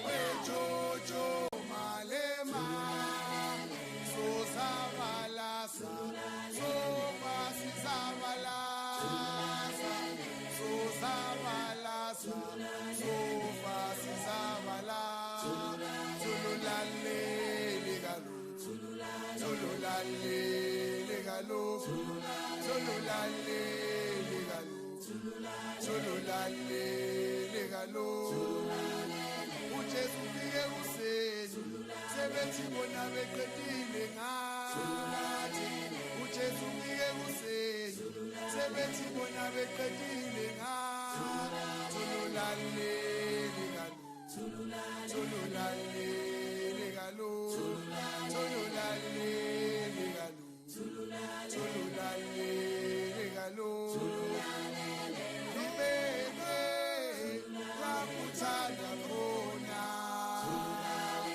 olibeke lakuthanda khona I don't have mama fighter I don't have mama fighter I don't have mama fighter I don't have mama fighter Jojo we Jojo Malema Jojo we Jojo Malema so zabalasa so pasi zabalasa so zabalasa so pasi zabalasa thululaleli kalo thululaleli kalo thululaleli kalo thululaleli kalo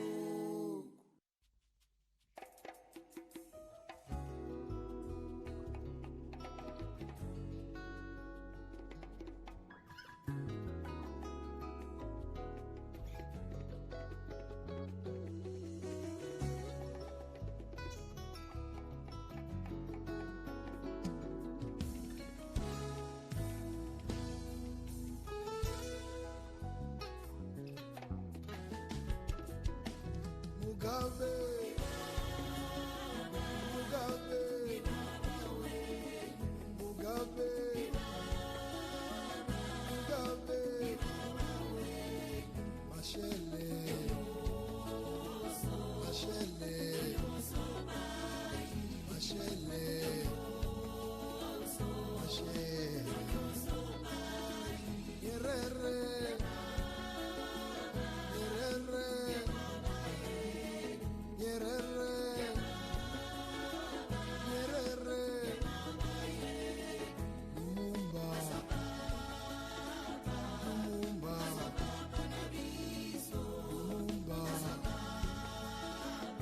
Lumumba, Lumumba, Nkrumah,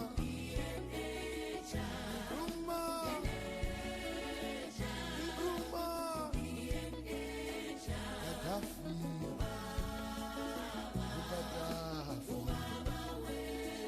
Gaddafi, oh Gaddafi.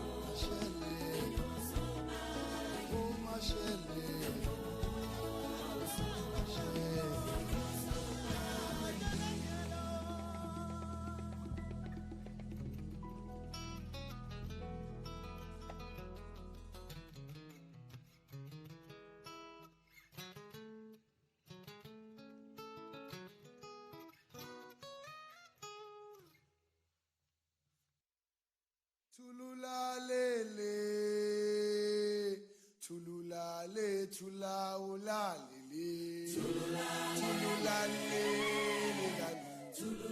thululalele kaloku thululalele kaloku uJesu ufike kuseni sebethi bona beqedile ngathi uJesu ufike kuseni sebethi bona beqedile ngathi ayo ngiyavuma mafayitha ayo ngiyavuma mafayitha ayo ngiyavuma mafayitha ayo ngiyavuma mafayitha olibeke kakuthanda khona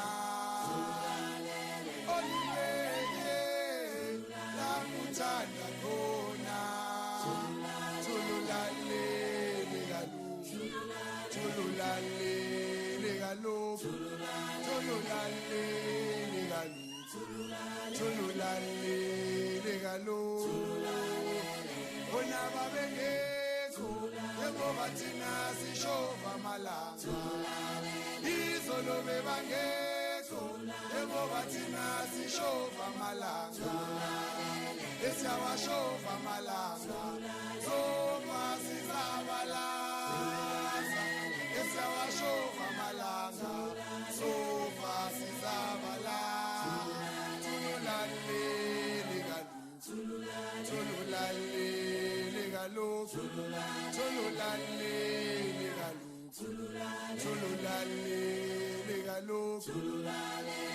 Jojo we Jojo Malema Jojo we Jojo Malema so sabalasa so pasisabalasa so sabalasa so pasisabalasa thululalele kaloku thululalele kaloku thululalele kaloku thululalele kaloku uJesu ufike kuseni sebethi bona beqedile ngathi uJesu ufike kuseni sebethi bona beqedile ngathi thululalele kaloku thululalele kaloku thululalele kaloku thululalele kaloku ibeke kakuthanda khona olibeke kakuthanda khona ayidonyavuma mafayitha ayidonyavuma mafayitha ayidonyavuma mafayitha ayidonyavuma mafayitha Jojo we Jojo Malema Jojo we Jojo Malema so sabalasa so pasisabalasa so sabalasa so pasisabalasa thululalele kaloku thululalele kaloku thululalele kaloku thululalele kaloku thululalele thululale thulawulalele thululalele kaloku thululalele kaloku thululalele kaloku thululalele kaloku uJesu ufike kuseni sebethi bona beqedile ngathi uJesu ufike kuseni sebethi bona beqedile ngathi ayo ngiyavuma mafayitha ayo ngiyavuma mafayitha ayo ngiyavuma mafayitha ayo ngiyavuma mafayitha olibeke kakuthanda khona olibeke kakuthanda khona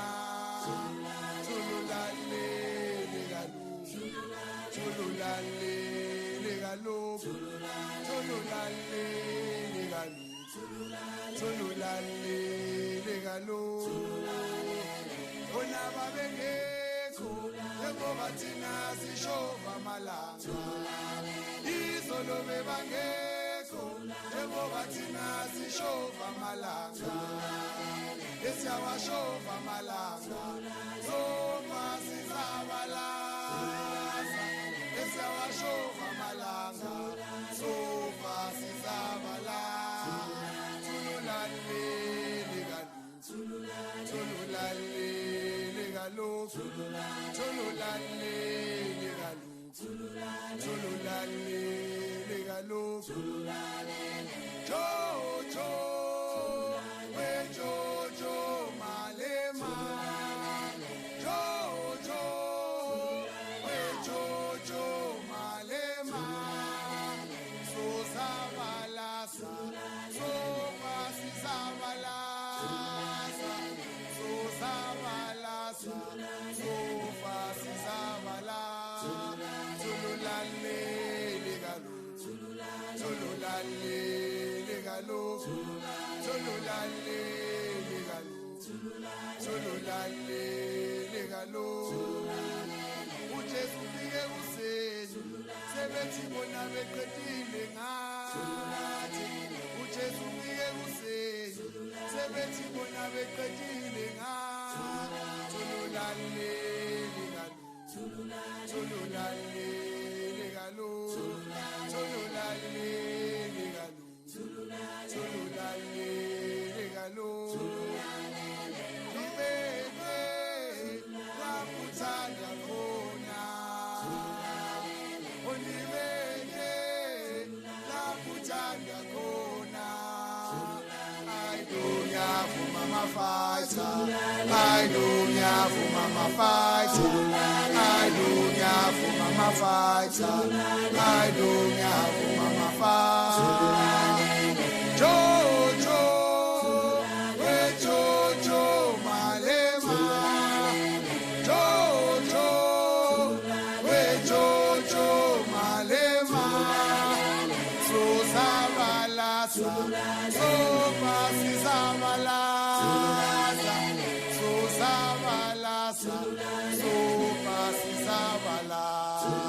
Tululalele galop, tululalele galop, tululalele galop, tululalele galop. Malema siyaboza ubunzima, Malema siyaboza, siyaboza ubunzima. Malema siyaboza ubunzima, Malema siyaboza, siyaboza ubunzima. Malema siyaboza, siyaboza ubunzima. Malema siyaboza, siyaboza ubunzima. Awusesino 10 years emgwaqweni namanje ayekho socialism. Awusesino 10 years emgwaqweni namanje ayekho socialism. Malema siyaboza ubunzima, Malema siyaboza, siyaboza ubunzima. Malema siyaboza, siyaboza ubunzima. Malema siyaboza, siyaboza ubunzima. Awusesino 10 years emgwaqweni namanje ayekho socialism. Awusesino 10 years emgwaqweni namanje ayekho socialism. Ayoshona malanga, ayoshona, shona malanga, shona malanga, shona malanga, ayoshona, shona malanga, shona malanga, utatane wafele emgwaqweni namanje ayekho socialism. Utatane wafele emgwaqweni namanje ayekho socialism. Ayoshona malanga, ayoshona, shona malanga, shona malanga, ayoshona malanga, ayoshona, shona malanga, shona malanga.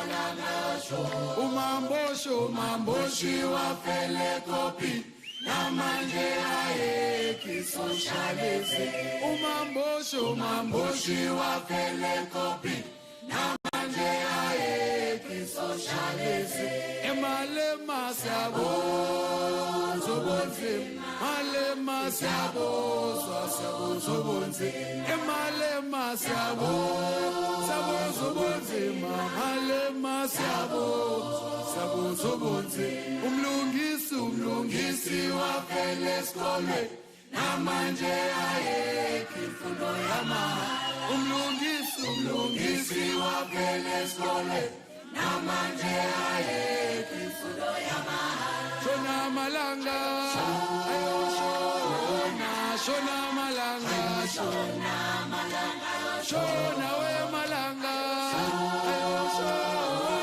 shona malanga shona malanga shona malanga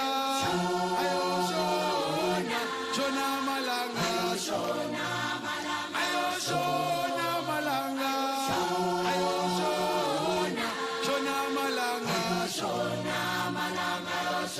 awusesino 10 years emphakathini namanje ayeki socialism awusesino 10 years emphakathini namanje ayeki socialism shona malanga wenulisocha bakwaye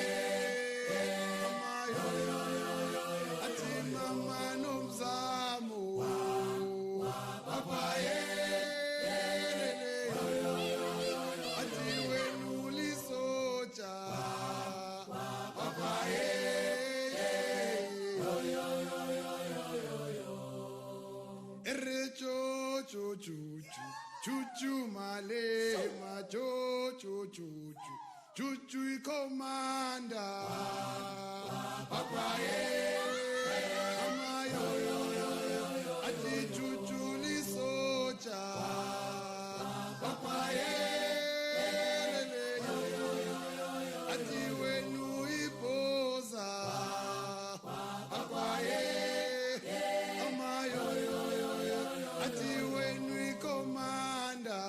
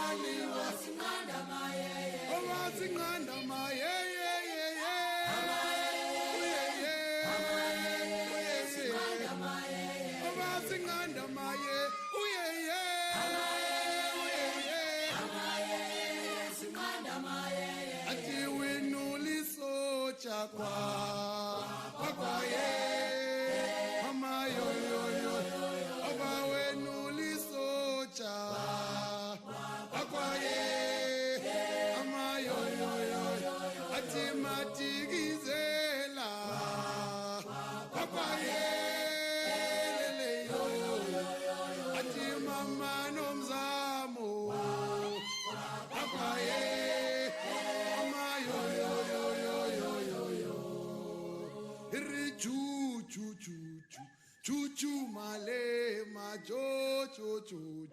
chuchu lisocha, papaye, amayo, ati chuchu ikomanda, papaye,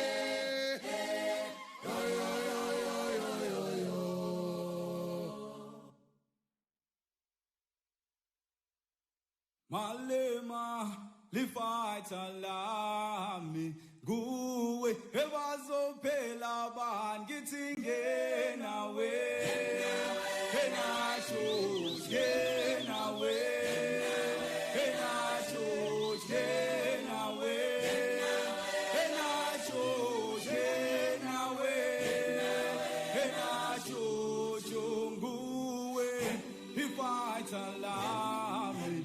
Nguwe ebazophela abantu nguwe ifighter lami nguwe ebazophela abantu Django we students commander Django we ishumle minyaka Django we students commander Django we ishumle minyaka ngena we